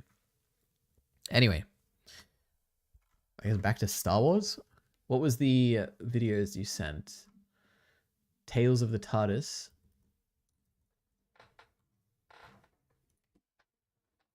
I have no idea what this is. Oh my god. Wait a minute.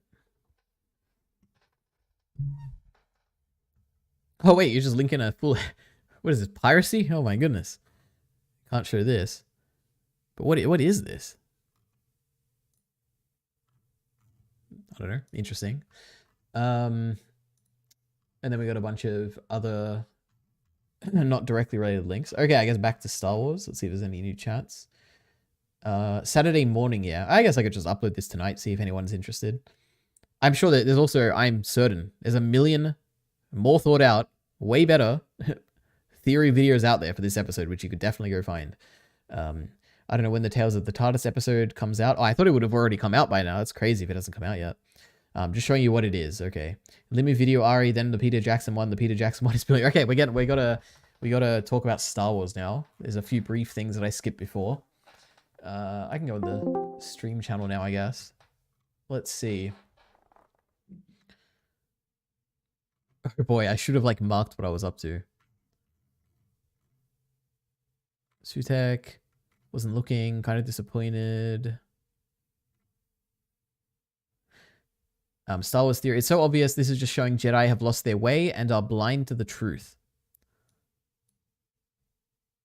Yeah, that is what the Ki-Adi-Mundi scene is. Yeah, like they're avoiding going to the council, which is a bad thing. And also, is Yoda going to be on the council? Is that what the High Council is? Who is this green lady? Am I meant to like know what she is and what her status is in like the hierarchy of the Jedi? Because I have no idea.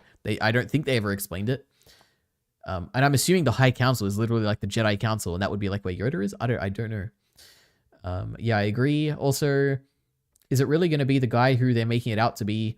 Obviously. Also, why did Wookiee... Oh, so I guess I haven't said my theory, but based on the fact that there's no characters besides the friend that May is with that would be an interesting reveal to be like, oh my god, they're the Sith. There's no characters like that. Unless it's like Ki-Adi-Mundi, that'd be crazy. The fact that they're using a voice changer makes me think that it's probably a woman, which would be interesting. Like,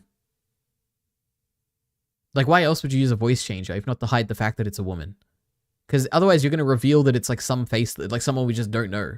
Like, I don't know. It's a bit weird. So it's a woman, okay? I'm predicting it now. I don't know which woman. One of the people from the flashback, I'm guessing, but I don't know who.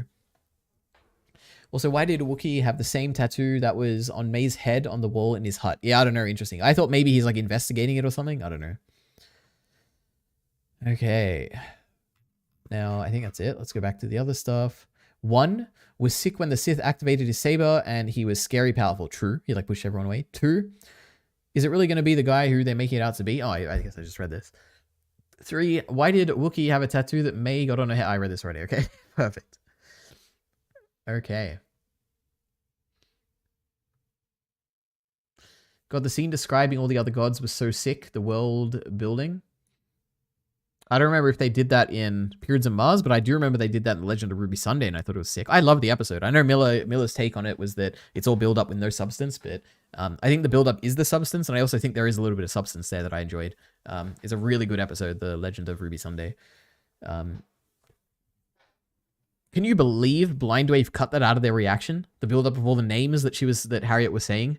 God, it's like it is so cool, and they're just like, oh, we don't care. We're not going to react to that. Crazy, unbelievable. I keep sending you Limby videos, but I don't think you actually have enough cultural context to even understand most of it. So I don't know why I bother.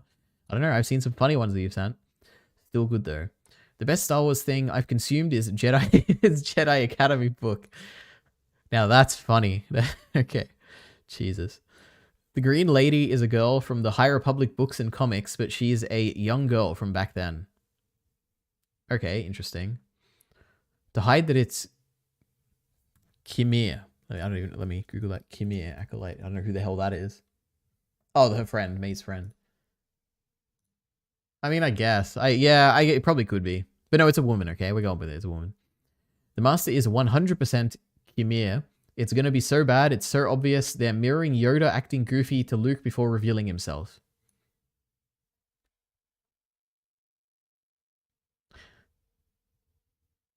The only reason I don't think it's like that he's the Master is that he completely fumbled the interaction with May. Like when they're walking down the cliffside or whatever, and May's like, "Have you seen the Master's face?" And he freaks out. He's like, "What? No, of course not. You know that he wouldn't show me his face." And he's like so flustered there, where I'm like, "There's no way that he's the Master, because he would just make the Master be like so weird, like not at all what I would expect." So I just feel like he can't be that. Like if he is the Master, they're gonna have to do a lot of explaining of like why he's behaving like that. Might shift my channel towards retro gaming. I figured out how to play Game Boy games on a Sega Game Gear, and I have a great bit thought out for it. All right, it's going to be an interesting pivot. People are going to be like, what the heck? What is this? But you could do it. You could become a streamer where you stream like gameplay, Cyclet. Have you watched the Good Vibes gaming video on Retro Game Cyclet? They're cool. Never heard of it. I have not. I watched some Scott the Was, even though he is really annoying. My Retro Life is a nice channel. All right. Oh my God.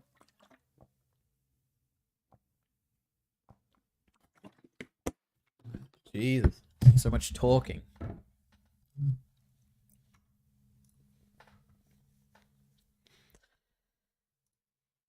Okay, so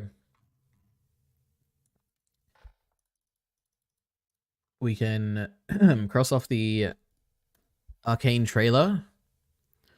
We can cross off the Doctor Who stuff. We can cross off the Acolyte stuff. All right, very minor thing to bring up is that, yeah, My Hero Academia, the dub at least, got to the beginning of the final fight, and it was like really lame.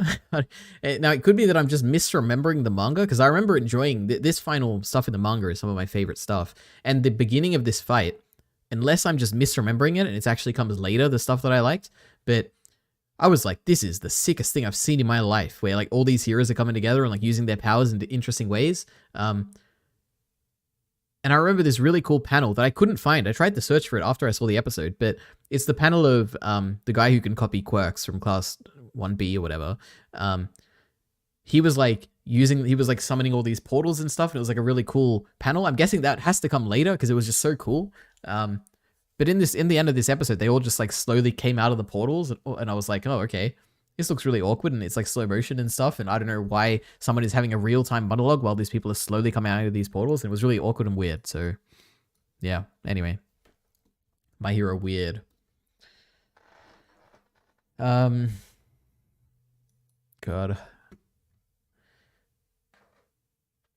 Would have been sick if that lightsaber ignited and killed Osha.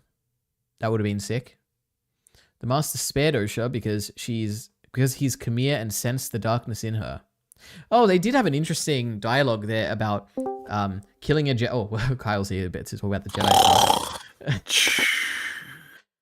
Kyle, I'm gonna get through this, okay? So they had an interesting talk where May was questioning, like, how do you kill a Jedi without a weapon or something?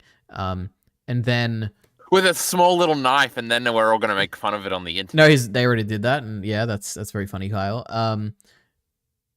What was it? I don't know if maybe it was just bad dialogue, but no. Oh my god, it's all coming together. It's like, how do you kill a Jedi without a weapon? You take the weapon from them, Yeah, and then that's what I thought. I thought for a second that the trick that the master is trying to teach May is not to interpret the words in the way that she should kill the Jedi without using a weapon. Like, she herself shouldn't use a weapon, but that she should kill a Jedi that doesn't have a weapon. Kill a Jedi without a weapon. Like, take the weapon from the Jedi and then kill the Jedi who doesn't have a weapon. And I was like, oh, okay, that would make a lot more sense. So, I don't know. Anyway, just my genius idea. You've talked too much, Ari. True. I mean, yeah, the manga... No. Wait, the manga? Oh, the manga is better for My Hero Academia. But even that had fallen off by this point, clearly rushing towards a conclusion too early. I don't know, because I can't comment, because I haven't finished it yet. But the stuff I saw was really good, and it felt climactic, and it was great. So, no negative thoughts about the ending of My Hero yet. And Cichlid's mad that Kyle is here. And even Miller's mad. He says, God damn it. Where's Miller? Get rid of him, frankly. Let's ban him. Like the Aoyama reveal happens in such an isolated manner, should have been during the middle of the arc as a twist to bring an extra layer of chaos to the situation, but is just brought up and solved. I don't have an issue with it because, my god, I was emotionally invested, Miller. But only in the anime, okay? Crazy. MHA has been rushing towards the ending for like 2 years now. I mean, that is the discourse I've heard surrounding it ever since the Deku goes dark arc or whatever. I think everyone's wrong about that. Dark? I think it's fine. He did. He didn't really, but he went on his own and the story got darker. But don't worry, the anime, they still kept the bright blue sky and people were mad about it, Kyle. But not me. I love the bright blue sky. I think I'm mad about it. So what brings you here, Kyle? Well, I'm just excited for all the great Black Lagoon discussions we're going to be having this evening. As you can tell, I have come to the humble abode of the car because I'm going to have to scream. So, when it comes to Black Lagoon, so I have watched Kyle's Rockin' Revy recap video. Actually, let me see what I wrote down for this. What? It's not a recap video, Aliari? I mean, it's basically a recap video. Okay, Kyle build a killer. Entertain. No, it's very much a recap. Hey, stream your stream, pussy. I'm getting there. Okay, one thing at a time. Ugh. Oh my god, he's streaming his stream chat. Okay. Oh my god, that's my channel. He went dark one chapter, but not rushed apparently. Wait, he was dark one chapter? Wasn't it like a whole arc? Wait, what do you mean one chapter? Was the Lady Nagant stuff all one chapter? There's no way, right? Who said it? Was it Miller, or he's just being a prick? And when I say that he went dark, I don't mean that like he did something evil. I mean that he decided that he didn't want to rely on the help of his friends, and he wanted to do things on his own, which is like a more dark, like anti-hero kind of personality. I don't think it's like he literally did something dark. I don't know. But you know that. I'm sure you know that. Anyway, Cichlid says, what's happening? We're going to talk about Black Lagoon videos. Okay, so... Shut up, Cichlid. If you go to the Kyle Entertainment channel, who's a massive YouTuber with almost 10,000 subscribers... that's me. He has Rockin' Revy, the driving force behind Black Lagoon Part 3. And then he has the same video, Part 4. And together these are, what, 3 hours? No, yeah, roughly 3 hours, a bit less. Then he has 2 behind-the-scenes videos. And then, what else? I think there's... If we scroll quite a bit... So it's actually like 4.5 hours in total. It's quite a bit. Where is the... and then we got the Part 1 and Part 2 many years later, or maybe a year or so later. So I watched all these, and it took me quite a while. And I guess... Let me get up what notes I actually made on this. You better not click on those fucking videos, Leary. I'll leave. Oh, I won't. Don't worry. So... Oh my god, I almost muted you on Discord accidentally. It's been a while since I watched this. I'm trying to think. Generally, what these videos are is that it's Kyle. You're going over. You're recapping the entire series. That's undeniable. Except you're only recapping things that are relevant to Rock and Revy's relationship. Except for parts where you just want to like praise how good the show is. Well, that's what you kept being like. We're not going to talk about this because it's not relevant to their relationship. That is probably what I thought I was doing. Yeah, but every now and then you'd break character and be like, but actually the dialogue is so good here and has nothing to do with Rock and Revy, but I'm going to mention it because I love dialogue or something. True. So that's basically what this whole video series is. A bunch of recaps where you're just talking about stuff in the series. And to me, it feels like a very, very much targeted towards a layer 1 audience who would purely seeing Black Lagoon as an action show with no substance, and you're just trying to point out all the substance by doing a very long recap, where every time you point out the substance of the relationship. That's basically what it comes across as. So you did a good job of that. And the length adds to that, where it's like people can be like, "Oh my god, someone made like a 4-hour series on That's why true, Black that's Lagoon has true. depth to it. Oh my god, it must have depth to it." Even if they don't watch it, they can be like that. Anyway, so that's the first thing, the overall thing. I'm trying to. I have more general thoughts. Firstly, you come across as very different to what you do now, which is that yeah? your thoughts. Actually, Wait, Leroy, before you say yeah. any more, I have a question. Okay, yeah, go ahead. So, part 1 and 2, I think, are the oldest pieces of content that the oldest that you can still watch is what I'm trying to say, Leroy. You understand? I understand. Now, obviously, you can't have seen anything older than that unless you're like Miller the Killer and a real OG, you know? But even all the stuff he saw was probably after that because he watched like me unscripted ranting about just how bad that season 8 episode 3 video episode was in old Game of Thrones. But have you seen the Vinland Saga video? Is the question I'm trying to get to. Wait, what do you mean Vinland Saga? The anime one? The old Vinland Saga video, yeah. Yeah, I've seen that one. Okay, so you had some sort of reference for what the old videos were kind of like. Okay, that was a That's really all I bad wanted to video know. as well. Like legitimately, Oh my all your criticisms were really bad. I remember I even talked about this in the No, Vinland all the Digest. criticisms are good. Just everything else is bad. All right. Yeah. Anyway, well, when it Or was it very similar to that? Is kind of the next question, I guess. No, I think you were quite. I also watched this like 3 years ago or something, the Vinland one. But I remember you were quite combative. You were a and lot had dumber quite. back then. You had a lot of. You know what? Wait, let me just quickly see what I said about it. All right, Ordinary Ari. I think my first sentence will probably summarize what I thought about it. Oh my god, I forgot you did it on one of these stupid things. Vinland Digest, talking about a bunch of Vinland Saga YouTube videos. I'm gonna sound a bit different here, I think. You did when I was listening to you talk about Goodbye Eerie. Talking about a Oh my bunch of god, you Vinland watched like Saga. all my videos. All right, let's see what I said about this. No, it's not even the one. What am I? Wait a minute. Scroll up, it's up. Look up. A little bit up. All there right, you all go. right. Oh boy. Better than Okay, let's Mia's talk about video, Kyle so- Entertainment. So I've got 3 of his videos. That's me. And we will talk about them in the order that I watched them. So the first one I watched was Why the Vinland Saga Anime Adaptation is Disappointing. So this is a 40-minute video, came out many, many years ago in October of 2019. And I know that Kyle is very ashamed of this video, at least his... Is that true, Kyle? Yeah, I probably said that a lot. I probably told you not to watch it. No, there's actually evidence here. Ready? He wants to private it or whatever, but I don't think he should. But I think in the comments you were like, you said you wanted to get rid of it or so. Or even you put like a retraction thing in the description or something, didn't you? Oh yeah, that was a that's when I was very craft dwarf pilled, so I had to retract all my mortal Wow. sins. Now you just keep soldiering on, right? I That's just great. don't give a fuck. All right, let's see what I thought about this. I guess And I'm overall, never wrong. Oh, I said overall. What am I going to say after it? Well, this This was a is very bad video. 40-minute video came out many, many years ago in October of 2019. And I know that Kyle is very ashamed Oh of my this God. video. Wait, At least hear his, it again. he wants to private it or whatever, but I don't think he should. But I guess overall, this is a I would say this is a bad video. Like I think I would agree with Kyle. Like there's a lot of bad takes in this, in my opinion. True. Oh, I would say that the he the agrees voice with quality is significantly worse than what he has these days. So True. good job, Kyle. You've improved. But I mean, it's very similar to what I was saying about Mia's videos, which is that like I noticed it initially, and I'm like, oh, This I don't want the video voice has 306 views. Yeah, you know, Vinland Saga people, they love their videos. Anyway, you get the point. They're Bad all video, okay? incestuous. Yeah. Okay, Look at all the yeah. comments as well. Oh my god. Wait, were those the K-Brid comments, I think? Oh Yep. my god. Anyway, so the gist of what I was going to say here about Kyle's old video, which I've now closed, which is that he doesn't say much, right? He doesn't have much of a thesis or anything. He's not given an original like recontextualizing Attack on Titan or whatever core themes and changing context. He's not doing any thesis driven things here. He's just like talking about their relationship and making it sound deep. And I'm like, oh, okay, it's a very different style. I'm very glad you don't do these types of videos anymore, basically. Just wait until that Pokemon video comes out, yeah. Yeah, true.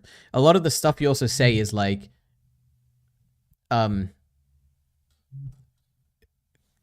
don't even know how to say it, where it's Yeah. like, you don't have any, you just say something is good, which is like the way I like to say things in like my digest, where I'm like, this is good because I like it because it's good or whatever, or it's good because I like it. And there's a lot of stuff like that where you just assume that people like the same things, and when you're saying something is like really good, the way you praise it is by just saying this is like the best dialogue ever, and you don't give any reason for like why you think it's the best dialogue. You're like, obviously this is It like, just is, bro. yeah, exactly. And you say that ironically now, but I think you were just saying that then, like literally, you're like, it's just obvious, it's the best. Like what compares to it or something? I And I'm think like, I don't know.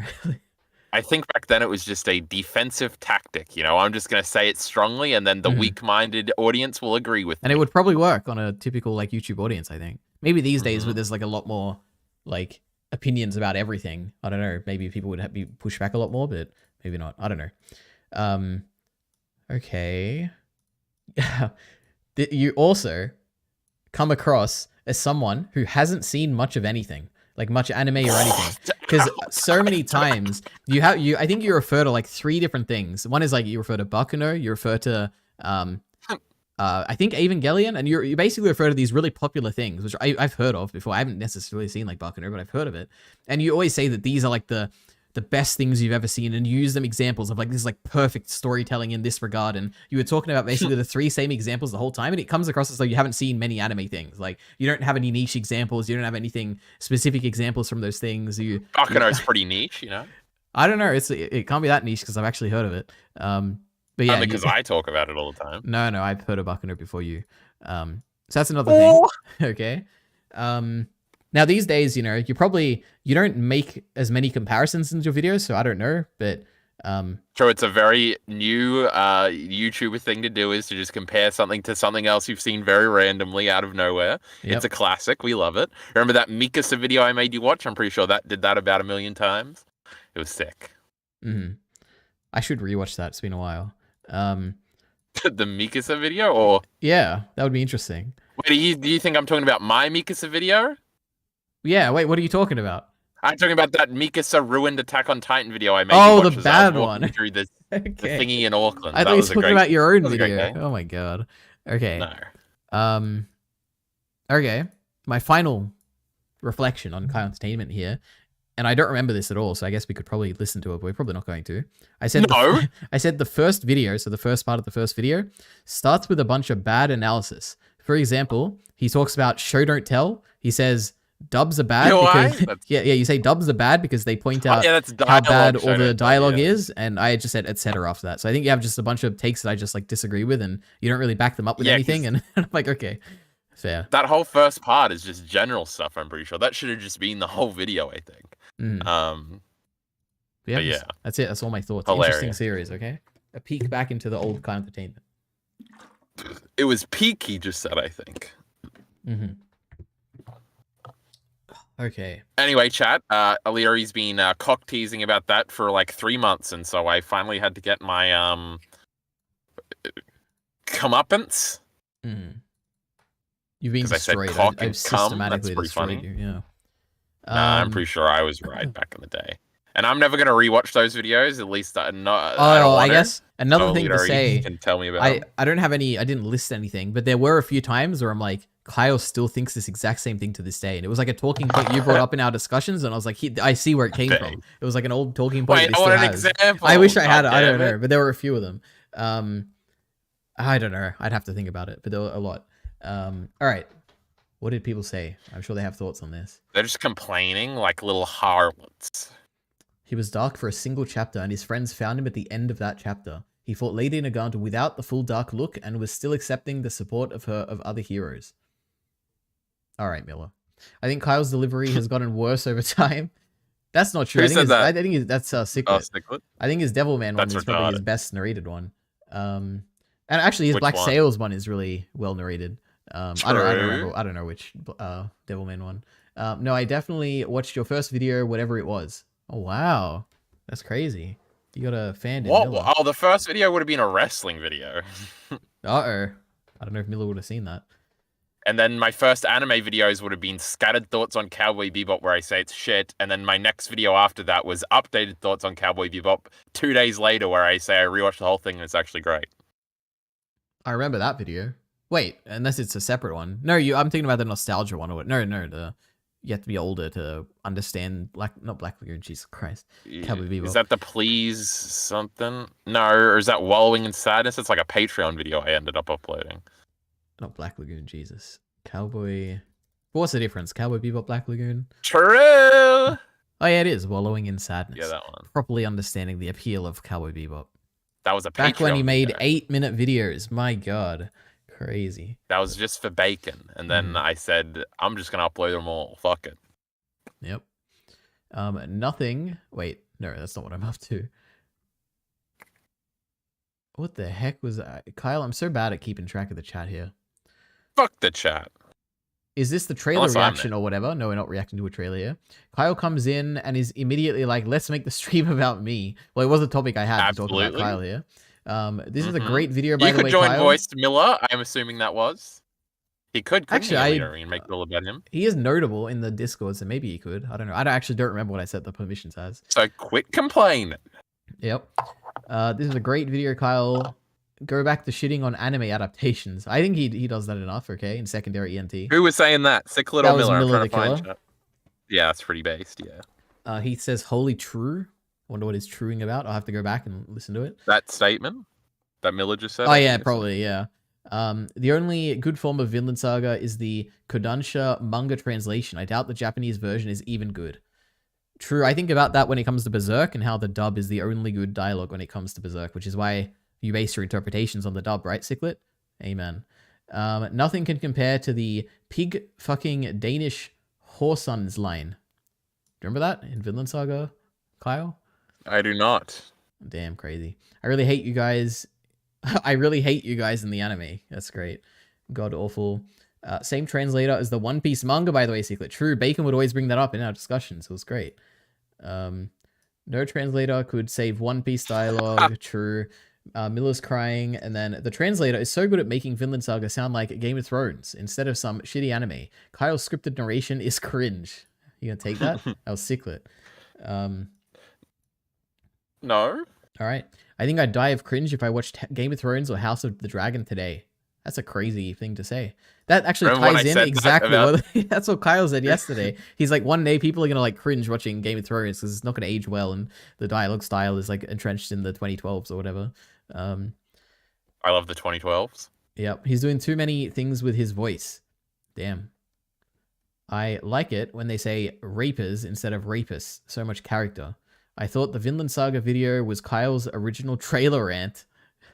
There was one was it a about that trailer was an rant? old video too. That probably was on the old channel, huh? Damn, Secret's been around for a long But time. yeah. That's crazy. There was an original video that had lots of dislikes. Is when the Vinland Saga trailer came out, and I said, "This looks like fucking shit," and everybody was very mad at me. Mm-hmm. Kyle, would you ever skip episode 1 of Cowboy Bebop? Who would ever skip episode 1 of Cowboy Bebop? I argued about this 2 years ago, Heath. I'm not starting it again. Wait, why would you? What's the logic here? Is this like a talking point? Because one of my videos, my God. it's on Wait, screen. I also forgot to mention this. You also clearly, you were very young when you made these Rock and Revy videos because you reference a lot of like your favorite YouTubers like Digibro and I don't know, some other channels Best you guy ever. Yeah, you reference Best Guy Ever. There's a bunch you reference as though they're like gods to you or something. Like you treat them with much reverence, like the statements they say. Like you referenced I was going to get famous and they were going to acknowledge me, Elite Ari. True, Yes. yeah. Crazy. But it was interesting to see you kind of treat people like that, you know? Where these days, apparently you're the greatest, Kyle, and you have all the good insights. But back then, they were the greatest. Oh, I was still the greatest back then, Elite Ari. I just, All right. you know. Miller says, I've definitely seen that. Oh, wait, what's the Cowboy Bebop thing? Why do people skip episode 1? Because it's the title of my thingy, and it's said in one glass reflection video. Oh, it's literally right here. Oh my god, I didn't see it. Okay.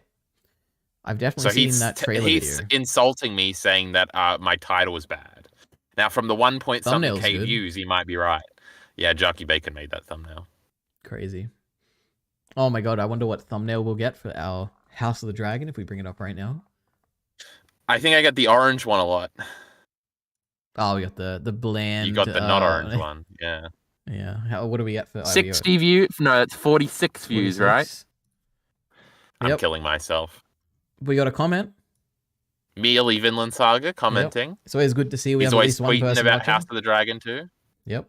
Let's see Ordinary Ari now. 402, it keeps going up. This video is getting a lot of views. 748. Crazy. It's not finished yet. Did we get any more comments? If we did, it might be Fucking spoilers. boring. Let's have a look. There's not going to be any goddamn spoilers. There's been a few I've had to delete. Oh, I didn't see them before you deleted them. That sucks. That's good. No, we got no new comments. I just got a new comment on my Paul video. I'm getting a bunch. I feel like that's probably spiking. Wait, what am I on at the moment, actually? Not my Paul one, but my popular Paul one. Oh, that's almost 20k. I'm That's at getting a lot. 910,000. Ooh. I am almost at 100,000? 300k. 910,000. Or am I at 910 to 100,000? What? How are numbers done, Elite Ari? Am I right? Yeah, you're right in every regard. Well done, Kyle. Okay. 910,000. 900. I don't remember Elite Ari. I think it's I forgot how to 900,010 or whatever, yeah. I've definitely seen the trailer. He just talked about how cool he was for reading the manga already the whole time. That sounds like something Kyle That's would what I do to this very day. Yep. Ari, you don't understand they were gods. I mean, that's the way it was portrayed in that True. video. That's for sure. The kings of Anitube. Were they actually like You'll- that, or was that just Kyle's perception back in the day? You'll never understand, Elite Ari. You would just weren't Oh there. yeah, I skipped your entire stream today, basically, because you were watching that one video about Evangelion. I'm like, I'm not Yes, watching it did this. have one vague mention of a spoiler. No, at some not that it point, was so you're very spoilers. It's smart. my principal detachment to that channel ever since they interpreted the slavery thing in Mushoku Tensei in the worst possible context. And I'm like, okay. Well, you know, she does that sometimes. It's just always been part of her appeal. Yeah. She doesn't really care about stories or what's happening in them, just generally what they're kind of about and what that means for the general culture of things. You That's see? exactly like you, Kyle. Oh my god. No. That's exactly what you do. You always talk about how, like, I'm not interested in this. I'm more interested in the meta of the story and how it impacts, like, other things, and how Fujimoto is actually a genius because he knows the audience and it's like... No, that's just one video, Elite Ari. Oh my god. Plato's theory of forms really helped me appreciate Bebop. That's Ciclet's such a bitch, Ciclet isn't thing he? to say, isn't it? My goodness.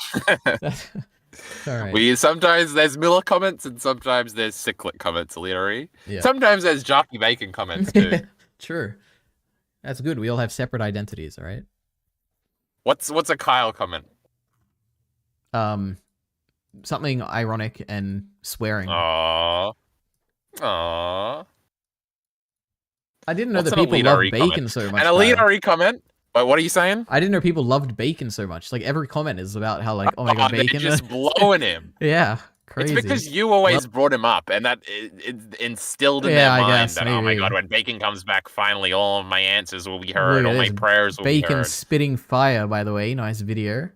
Bacon just said exactly what I said in 2 No sentences and bacon. then left. And then at 6 minutes, bacon appears. Can't believe they ate bacon. 14 thumbs ups. That's crazy. Well, that one's because it's funny, and It then is. Bacon It is actually good. responded. Yeah. The Oh, an Elite Ari comment is always a probing question that pretends it doesn't have an opinion attached in order to make Miller say about 2 paragraphs or to rile Minty up. That's an Elite Ari comment. True. We love it. Oh my god, Ciclet just called out what I just said. He said an Elite Ari comment is just true. And that's literally what I just said. Crazy. Oh my god. True, Ciclet. True. You got that from me, by the way. I'm sure. All right, that's it. We did it. So what are you here to do, Kyle? What do you want to do? Well, now we're going to react to my next Black Lagoon video, right? All right. Let's get it up. So we have... Oh my 2 god, videos. chat, this is a big moment. We have a 9-minute video, which is probably what we'll watch, or a 24-minute No, video. you got to watch them on order, and we can 2 times speed this one. I don't want to hear myself. The best anime relationship, Rock and Revy Black Lagoon. So I've watched the whole series about this. Now apparently Kyle has I don't want to watch it, a Alita. shorter I don't video wanna about watch it. And then we have There Are No Badass Women in Black Lagoon Part 1, Balalaika. So that's also something. They're both going to be interesting. bad. I feel like I feel like they could both be good because you had a lot of things to say in the 4-hour series. If you somehow can condense that into 24 minutes, it could be good.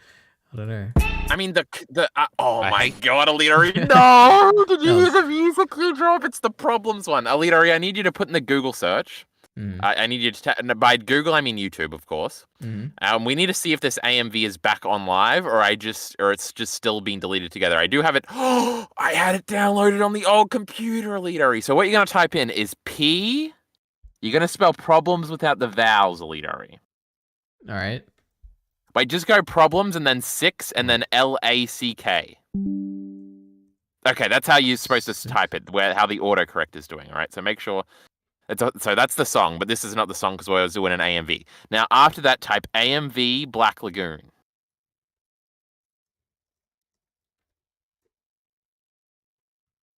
Okay, yeah. Oh my god, click the top one. 68 no, views. that's not the one. No, that's not the one. The one under it might be the one. Views.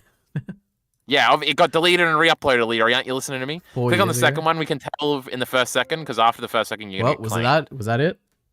I didn't hear it. No, it's playing Black Lagoon music. Hold on, keep playing it. No, we're done. We're going to this. All right. So I want to see if the greatest AMV of all time is still uploaded that I'm referencing. we're gonna hear the music right here. That's all we need. Okay. Do you think I link it in the description? I bet I do, Alita. You check the description. You link part 3 and 4. No, Because part 1 and 2 didn't exist. You should go and update this and put part 1 and 2 as well. kill yourself, Alita, right now. You link the Patreon. Let's see how that's doing. 31 posts, not bad. famous. 21 a month. That's also not bad. How many paid members? You got 4. Let me see. Bacon. Alita, you remember Riker. when they only have one perk and I forgot to do it on the last video? True. Yeah. And Uh-oh. you know, we'll eventually be functional in a few days. This will be removed, and everyone will be messaged when it goes online. True. That'll happen eventually. I don't edit the tears anymore, right? I did it Yeah. one day and never did it again. Ari, oh Jesus Christ! Oh my God. Ari, what was the Doctor Who blind wave poll? Was I right? No, it was something. It was something real. Actually, let me check quickly. I was like, oh my God, Miller's wrong. They're actually not doing a poll for once, but they did a poll. But it was like in the credits. They'd never done it like this before. It was weird. And also, what's getting You more think views? they forgot? Let's see, And then had to 34K. re-edit it in? No, it was definitely. Just House of the Dragon God, is it dominating? No, 81 to Doctor Who's 34. So it's not that crazy. Fucking of a difference. 81,000. These morons fell off. What's the normies one at, Alita? Probably a lot. I don't know. They did get it out way before. They be rushing these normies. I mean, that was their success in Jujutsu Kaisen. 115K. It's not bad. This fucking show fell off, huh? Maybe. Nobody gives a fuck about this show. All right, we're gonna hear the blind wave poll right here. Okay, guys, get ready. That's not the speed I want. I want this speed. Did she point at Ruby when she told them things and then they ran away? Hey, you should get them. She's mean. I don't know. I have no idea what she said. The lady that pointed at the TARDIS, well, I already said it, but she pointed at stuff too. There's no way that the lady who scared him away was a lady that gave the baby, because then that's her. So Ruby is a ongoing. I birthed my own self. Why not? No. Timey-wimey. No. I have said it for a while. Wouldn't it be crazy if they see Ruby put Ruby down? Did Ruby give herself away? It could be cool. Blindwave.com. She's definitely Is that a ball? Did Ruby give herself away? Okay, that was the poll. I think the answer is maybe. That was one of my theories. I don't know if I mentioned it, but it could be a thing. No, but obviously Ruby's mother is the TARDIS. His soul was put in a woman who ended up being Mrs. Flood, who's also Susan, and it's all going to tie together. It'll be perfect. We love it. Why is he talking about Mario Sunshine all the time, Miller? It don't make no sense. No, I didn't. You fuck. Jesus. What? Exclamation mark. We have to react to what I sent. WTF? Well, I mean, you could join the channel How long is and this bully Cyclic Kyle Peter into this. Jackson thing? Let's check. I'm gonna guess like 35 minutes, maybe. Let's see. Oh, I thought it was like a funny interview Oh clip no, or 20 something. minutes. 20 minutes. I'm not watching an I- actual video. I thought it was a funny cyclic clip. No, that's the Limmy one.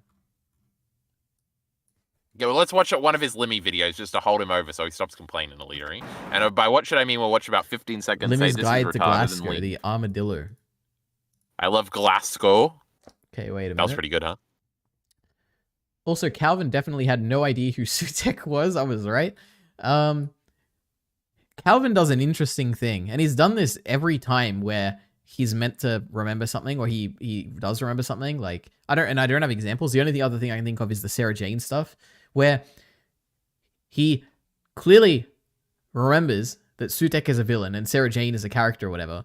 Maybe the Sarah Jane stuff a bit different because obviously he remembers it, but he just like doesn't react much, and he doesn't expand on it. Like this Sutek thing, he's like, "Oh my god, I know him, Sutek. He was a villain from the past." And no one questions him. No one's like, "Oh, who was? Tell us about Sutek, Calvin." Or like, Calvin doesn't say, "Oh my god, Sutek was so cool. He like did this, and he was like the god of death, and blah blah blah." And he just doesn't say anything. He's like, "That was Sutek," and that's the end of it. And he doesn't comment on it. I'm like, "Okay, Calvin, so why'd you react like that?" Anyway, why am I even here, Sir Ciclet? You're here because you're a giant ordinary Ari fan. Sorry, elite Ari fan. True. You haven't I watched love all of Detective these. Calvin. I love Sherlock Holmes, the great detective. He's the best. You haven't watched all of these videos yet? Nope. Me and Ciclet hate Kyle. Get him out of here. No, it's not a democracy. I still I've got much to discuss with Kyle, okay? We gotta watch this. At least we're gonna watch one of these videos. Okay? He hasn't done milking me yet, chat. It's when the main channel gets higher than my main channel. That's when he's Yeah, gonna then get it's rid of done. me. I'll discard him. Kyle will start seeing me as a god of like AniTube. It's gonna be great. He'll reference me in his videos. Alright, please Trying watch to the get Peter you to Jackson notice one. me again. Oh no, that will never happen. I don't think there's any main... Actually, I was going to say I don't think there's any main channel video where I've referenced you, but I think I referenced you in the Ymir video. Because I was like, you guys should check out this ambiguity in action video. It's pretty good. No, it's not.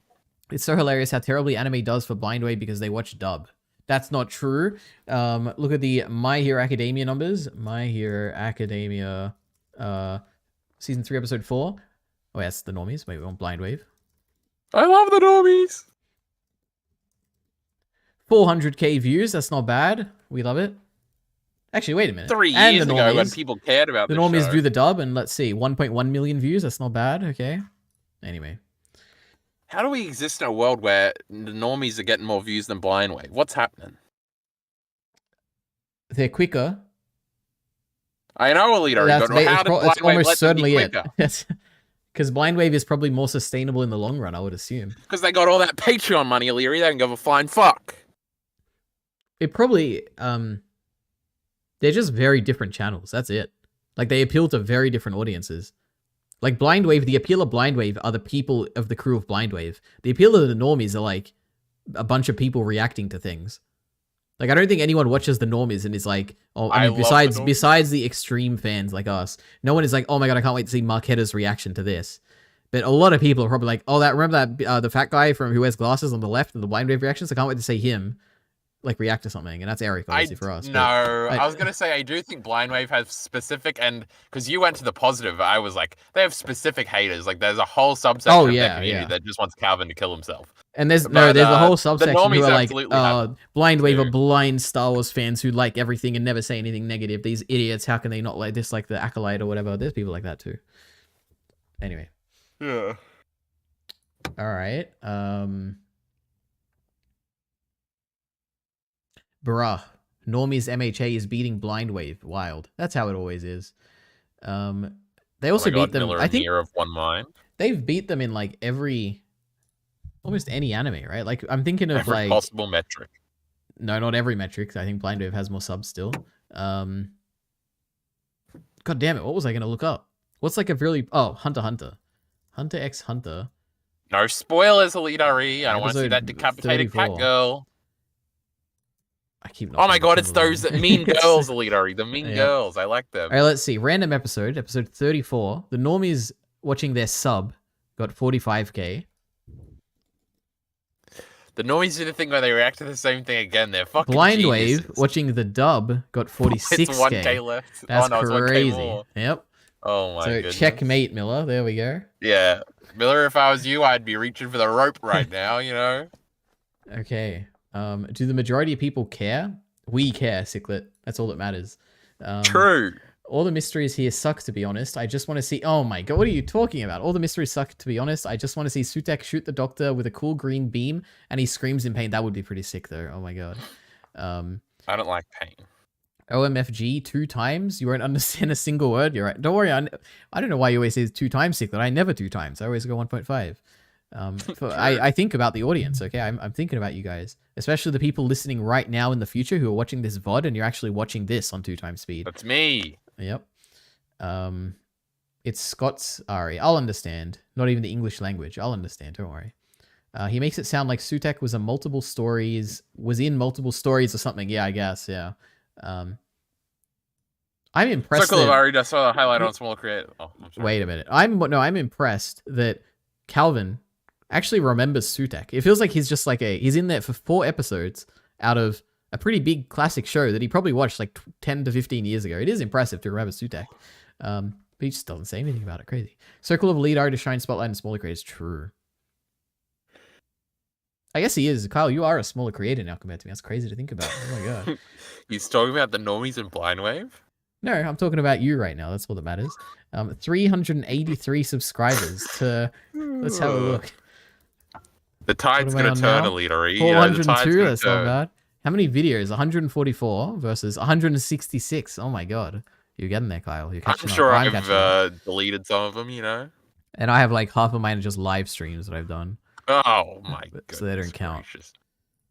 How's the Kyle Enter VODs channel? How many subs we got on that? Oh, I didn't upload it today, Leader. That's a great reminder you've just given me. 17 subscribers. That's not bad, actually. Oh my god, it's Good old Trainwreck's Trainwreck. crazy.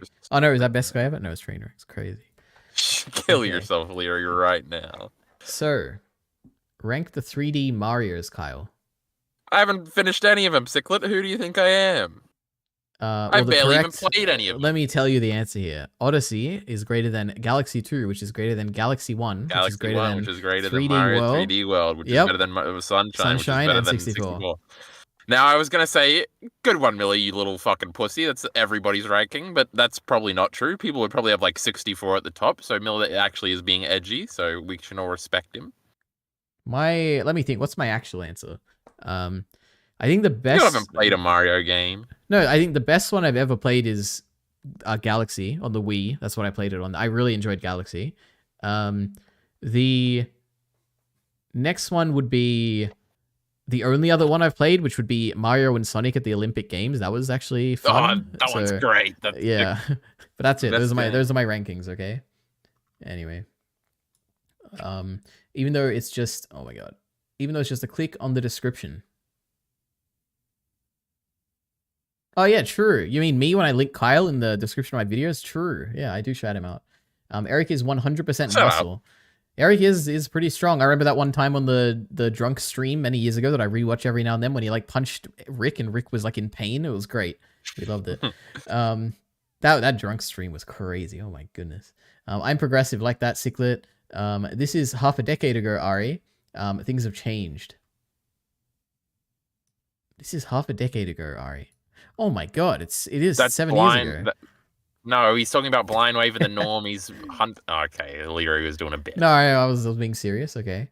Yeah, things have changed. I guess these days, comparing, if we want to do a real comparison here, Miller's gonna win here. Jujutsu Kaisen, season 2, episode 4.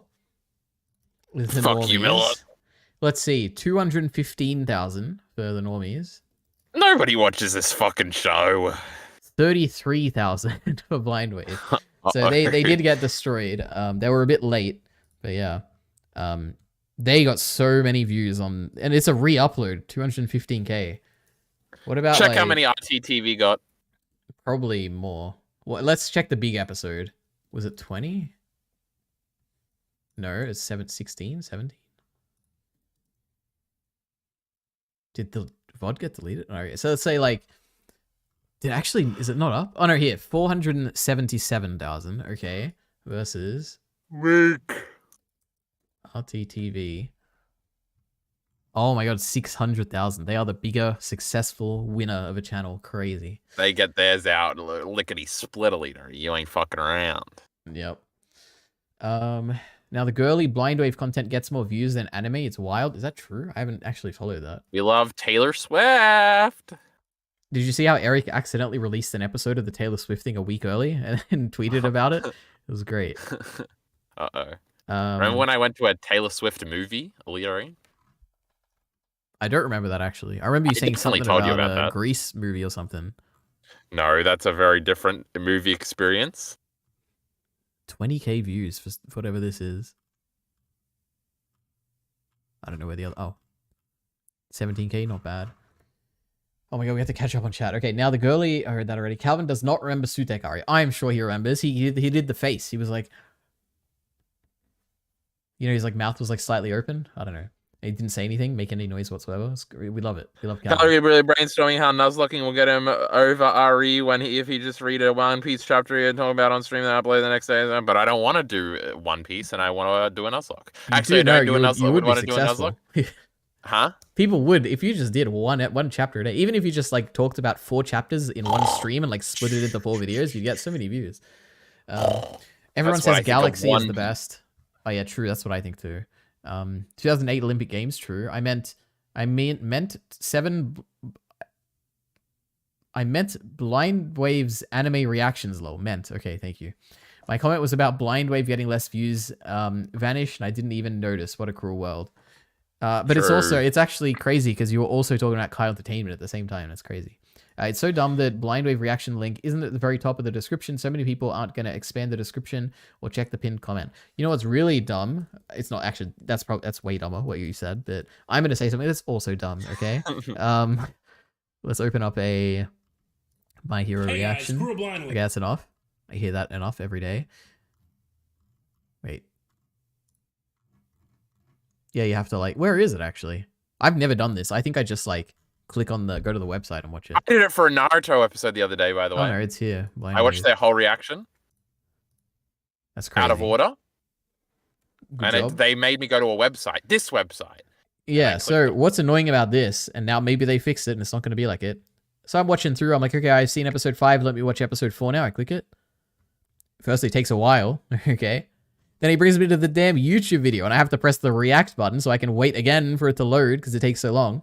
And then I watch this, and I'm like, this is not a cohesive experience here. I don't like this. It's so annoying. And when I want to binge my favorite Blind Wave series, it takes me so much time. You know how much time is wasted because I have to click this damn button? I hate it. Oh my god. The only Blind Wave series I'm binging is the DBZA abridged episodes because I fall asleep to it back in 2017 or something. Now, Alita, I just want you to remember that when you're doing all your shit talking, we're about to watch a shitty Kyle Entertainment video. More views than any video you've ever made, by the way. And also, Miller the Killer, I found a great Pokemon Rogue browser game that we'll be playing on stream instead of Nuzlocking because it's sick. It's so cool. Poke Rogue or something it's called. You should play it, Miller. You like roguelikes and you love Pokemon. So, and it's very easy. Pick up and play immediately. Continually, or you got like 2 chat messages to read. So,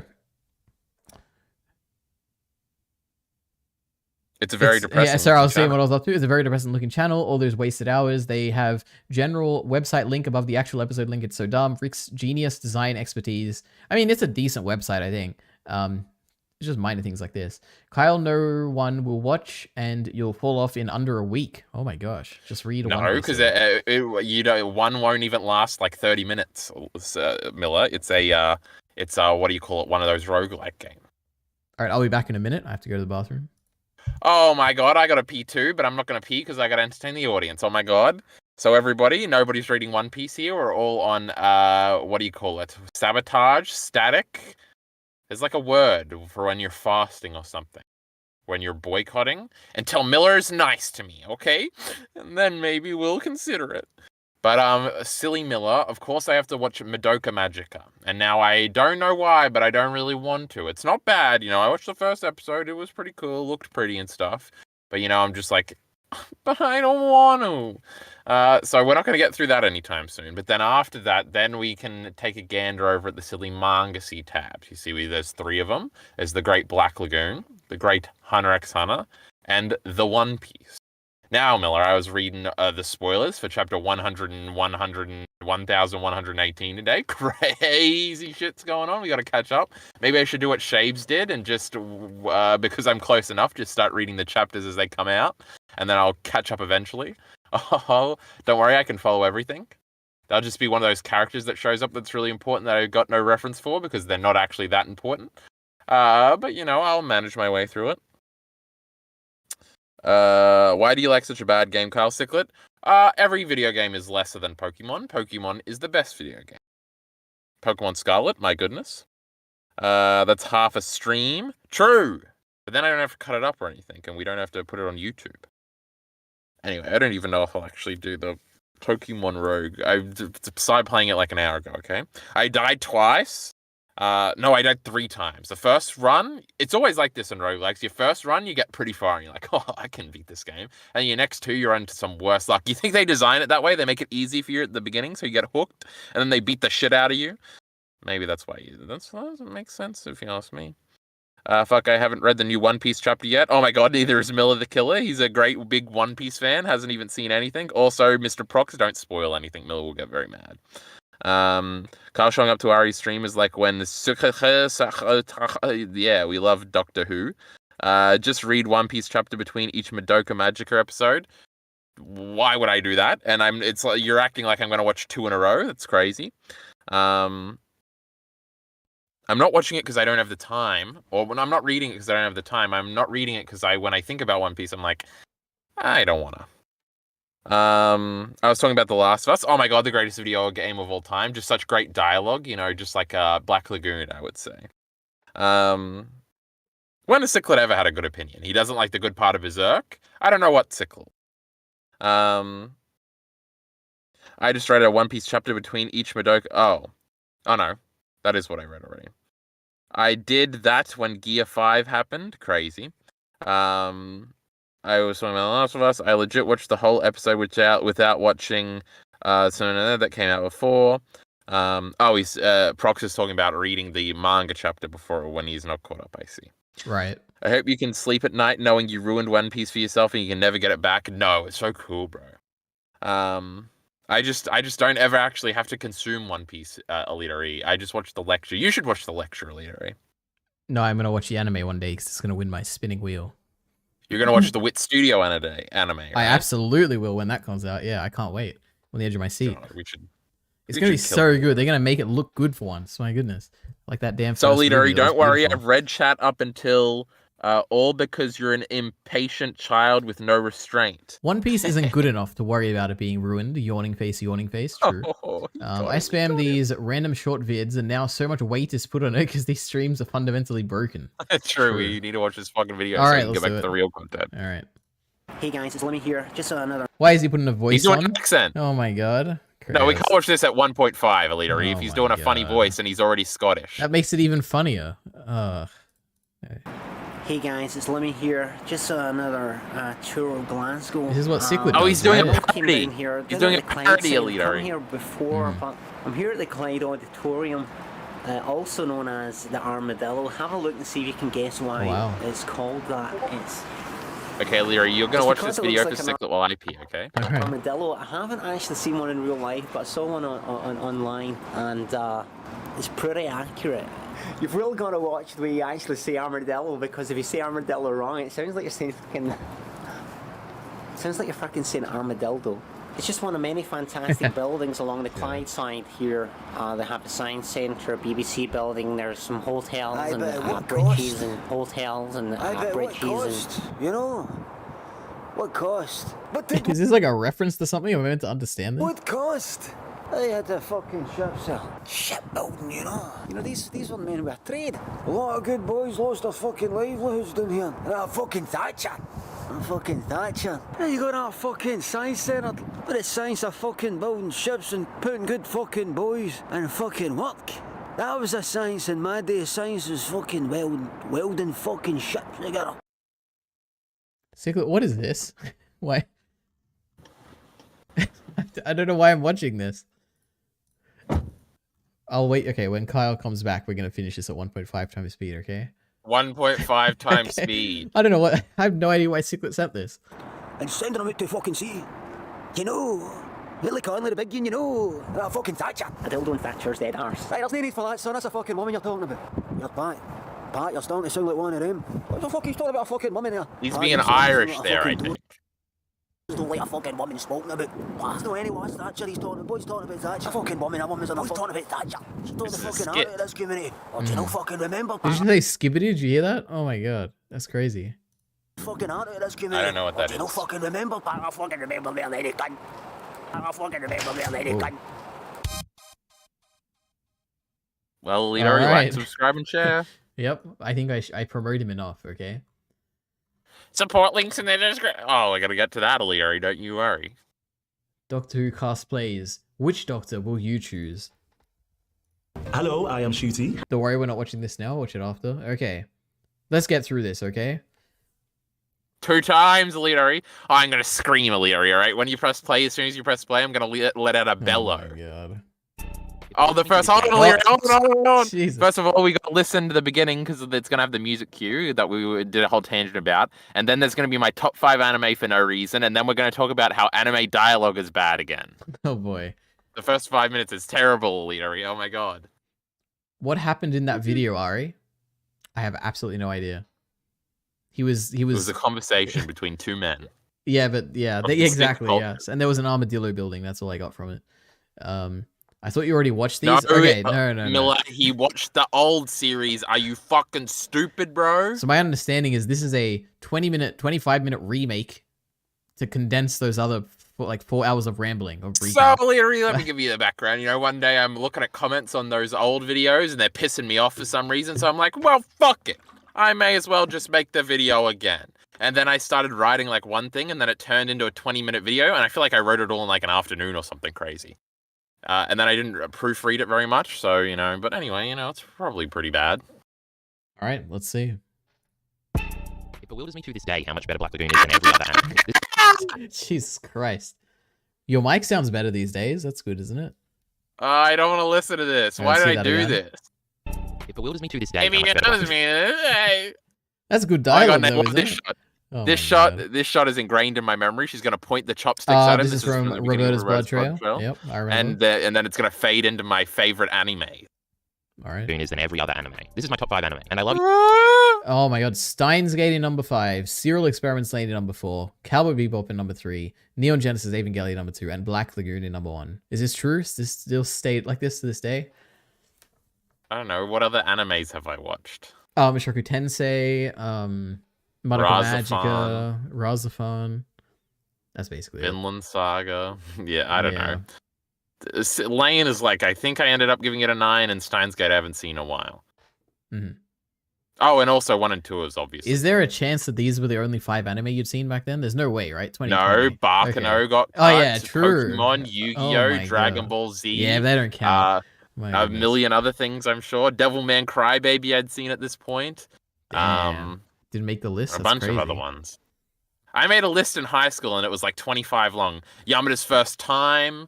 Oh yeah, I'm yep, sure there yep. was a All bunch right, of you've other got your ones. credentials. Let's keep going. Wait, surely there's not enough Black Lagoon to warrant talking about it for over 10 minutes. Oh my gosh. You should Who check said out that? the discussion that we went for like 4 hours. Middle of the Killer said that. Each time, yeah. Yeah. Combined, I have at least Now- 30 hours of Black Lagoon content. If this was Roberta's Blood Trail, then there'd definitely be a lot to talk about. But I agree, Miller, that the first 2 seasons, you know, there's not much stuff going on. Although there actually is, because there's a lot of depth to it. I just don't like it. Anyway, let's keep going. Evangelion, and I love Cowboy Bebop to death. Their density and girth of things to say is unrivaled in anime. But even with their density and overall Jesus quality, Christ. they don't even hold a candle to Black Lagoon to me. And if you think this is all about action, you're a complete fool. Because Rock and Revy are the best anime relationship. I've written over 50,000 words about this relationship. I accumulated That's so funny. True, 50,000 words. I thought were all of my thoughts into a Why are we 4-part doing this? Because it's great. series here on YouTube, 2 of which are still available to view on my channel. But here I am in the same year, coming back because there's more to say. Black Lagoon is the greatest anime of all time. Imagine that, coming back to a part 2 in the same year. You never did that again. That's great. Yeah, coming back because there's more to say. Black Lagoon is the So greatest it's anime not of the all time. same year. It's 2020. Yeah, but like it's like within the same 365 days. That's all. That Oh, I matters. think they're probably the... Oh. You might be on the say retarded wavelength. No, that's a good idea. I like to see things like The pandemic hadn't happened yet, Elite Ari. This is crazy. when was this? January? Yeah, it is great. I guess technically it's already started like at this February. point, but yeah. I read that already. Surely there's enough. No. Oh my God, Ava. Over Ava. True. That is interesting. Do you still hold that to this day that you think Black Lagoon is better than No, remember Evangelion? 30 seconds ago when I said that the 1 and 2 were swapped, Elite Ari? Oh, You I didn't. listening? Nope, I didn't hear that at all. That is the worst top 5 I've ever seen. Steins Gate is the best there by a landslide. That's almost certainly true. He misspoke. No, how embarrassing. Shut up, Elite Ari, you I've idiot. written, actually, Steins no, Gate I mean, sucks. I haven't seen Serial Experiments Lane. That's probably would be better, though. I don't know. I've written over 50,000 words about this relationship. Can you tell he doesn't have a girlfriend? Oof, oh my gosh. How could I you was say swimming in pussy at the time, Elite Ari. Absolutely not. it? Mhm. But continue. Because Rock and Revy's relationship is the best anime relationship. And Rock and Revy is the best anime relationship because of Black Lagoon's unmatched Jesus Christ. character writing. The sheer number of layers of subtext there is between these two is almost too immense to comprehend, because you have to incorporate everything that Revy is and then clash with well, everything every that Rock is. compliment And is seeing the them collide is the magic worst, this series Elite stands Ari. on. But the This is kind of what I was saying, where it's a lot of like, you're just saying it's the best, you know? Because Yeah, it with just a lot is. of adjectives, because that's Yeah. what Digibro used to do. Except Mhm. not really. Yeah. part of this relationship, before we get into the thematic writing of the characters, is how they interact. The dub is essential to the quality of their interaction. And then talking about how great the dub is. Oh my! And then I completely disagree with this because it's just the average dub from everything else I've seen. How many First dubs of all, had you that's seen? Like, did you retarded. watch Ava in dub? Did you watch Steins Gate in dubbed? I guess. Yes, I watched Ava and Dub first. Oh my god, I'm sad to admit. Did you you watch Vinland Saga dub? Didn't you? Oh no, you didn't, right? No, it didn't exist. You fucking pussy. Then well, I picture Did it not Naruto exist? had to When come up. did Vinland come out? No, it was 2019. That would have been out before this. Well, the dub didn't exist when I watched the episodes for the first time. Oh, I didn't know that. Okay, interesting. I think they're simulcasting shitty Vinland Saga. Actually, they might have been, but Probably, obviously I yeah. didn't watch it. All right. Anyway, let's keep going. You must, and I mean must, watch Black Lagoon dub because everything I I talk I about feel in like this at video this only works. point, Alita, I was still watching everything dubbed. Because I watched Promised Mhm. Neverland dub, and that would have been an anime I would have watched. Oh, I actually probably watched that after this. So even after this, I was still mainly doing dub when there was an option, just because I was Yeah. lazy. And dubs are better, generally. Oh, you're The quality fucking of the- stupid bitch. Changed dub Also, the specific Naruto script. dub is good. All right, I'll watch it dubbed one day. You will. Stands I on. won't But the allow heart of anything this else. relationship, before we get into the thematic writing of the characters, is how they interact. The dub is essential to the quality of their interactions. You must, and I mean Yeah, must, bro. watch Black Lagoon dub because everything I talk about in this video only works because of the quality of the Uh-huh. changed dub-specific script. Because So that means the True, manga's bad, yes. right? That is the talking point I was trying to hit at. Hmm. dialogue to me is the number one thing I look for in media. My favorite TV show of all time, Black Lagoon included, is Oh, The Sopranos. My favorite film of all time. the comparisons. Where's Mad Men? I thought Mad Men was the best TV show. Mad Men, I hadn't watched it yet. Oh Oh, I my started God. it right around this time. That's crazy.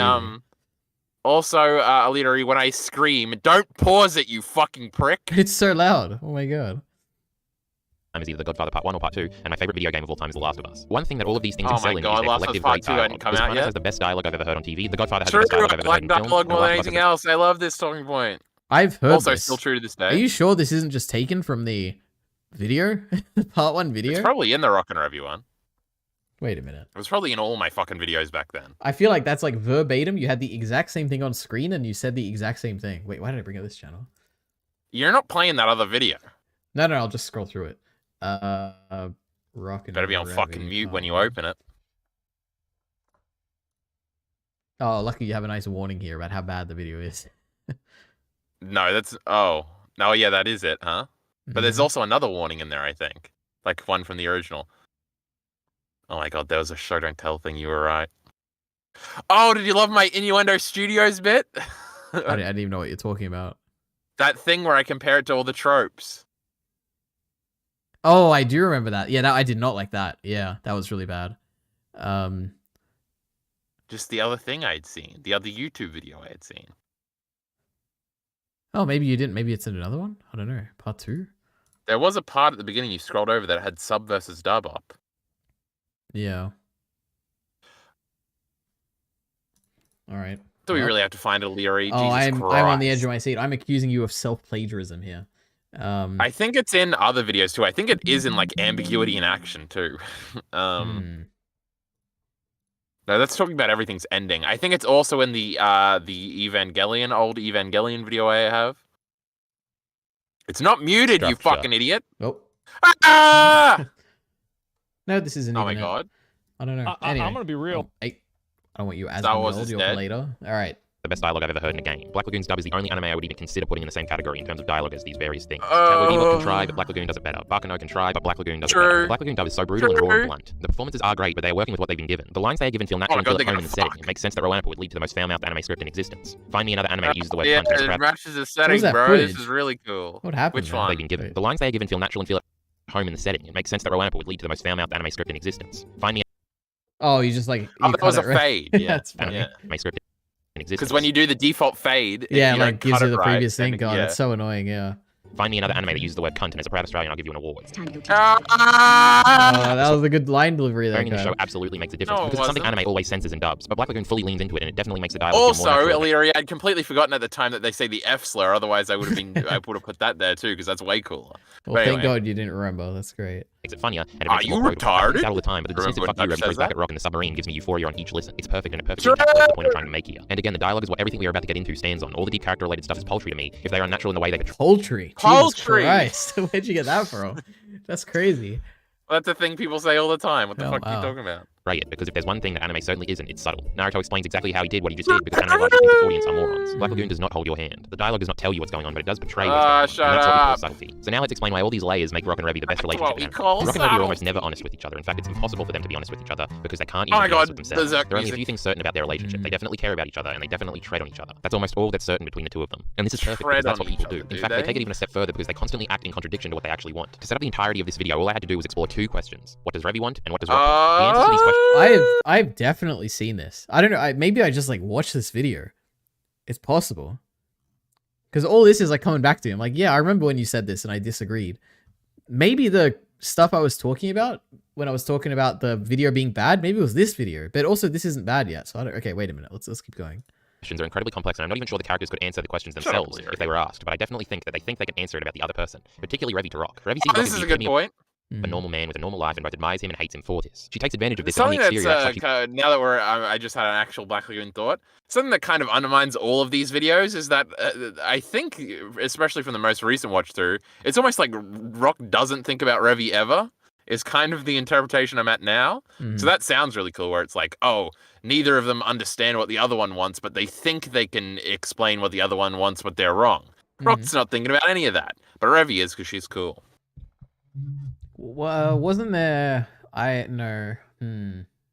Yeah, alright. She wants him to change, only for him to change and then for her heart to break because God, Rock by the end sucks. of Robert's Blood Trail, Rock is no longer a normal man with a normal life, and Revy breaks when she's confronted with his truth through his behavior in those OVAs. She even tries to kill him for the first time since episode 7 in the iconic cigarette kiss scene. Even before that with the equally iconic submarine scene, she wanted to kill him for judging her from his normie perspective. She couldn't handle being questioned and couldn't stand that someone who didn't know what it was like to be born into this thing would judge her and morally chastise her for earning money. And then when Rock finally comes over to her side and acts like her, the way she wanted him to do back in episode 7 in Roberta's Blood Trail with his manipulation of everybody, including her, she wants to kill him again. He stood opposite of her and she wanted to kill him. He stood parallel to her and she wanted to kill him. And this is all because Revy is a hypocrite. She berated him the entire show, calling him a pussy and saying that he wasn't cut out for this thing, but then he showed her that he was, and she hated him for that as well. This happened because Revy doesn't know what she wants. She gives off different signals and never actually explains what she wants from Rock. Because she can't, and even if she could, I don't think she would tell him because that's not how humans work. Does she, like Fabiola said in Roberta's Blood Trail, view Rock as a knight I was going good, O'Leary. in shining armor? Does she want Rock That to remain was a moral, virtuous, descriptive normal about person how and hope that he humans can one day work. save her from the only life she's ever known in Rowena for stealing and killing? Is this why she gets so angry and has such an existential crisis at the end of Roberta's Blood Trail when it looks like Rock is going to lose himself to the city and to the game? Is this why she pleads with him to look at her as if she commits suicide in the most brutal way possible by impaling herself? I think this is what Revy wants, which funnily enough makes Revy a completely fucked up damsel in distress. She sees Rock as an out and a representation of a better life, and the more she and the city chip away at that, the more scared she gets. But what's even more interesting from Revy's perspective is that she doesn't notice Rock is changing throughout the show. She blinds herself and only sees what she wants to see in Rock. Even by the time we get to Japan and even in Roberta's Blood Trail, she's still repeating the stupid talking point that he doesn't belong in this thing. The twins going to Japan and everything that happens there, and then the events of Roberta's Blood Trail have all had a massive effect on Rock. He's obviously changed since the beginning of the story when he was a simple, morally virtuous Japanese man. Fabiola in Roberta's Blood Trail serves as a brutal reality check to Revy in this regard, because she's the one who finally makes her see Rock for who he truly is. Oh my god, he looks like Chang there with the cigarette. That's crazy.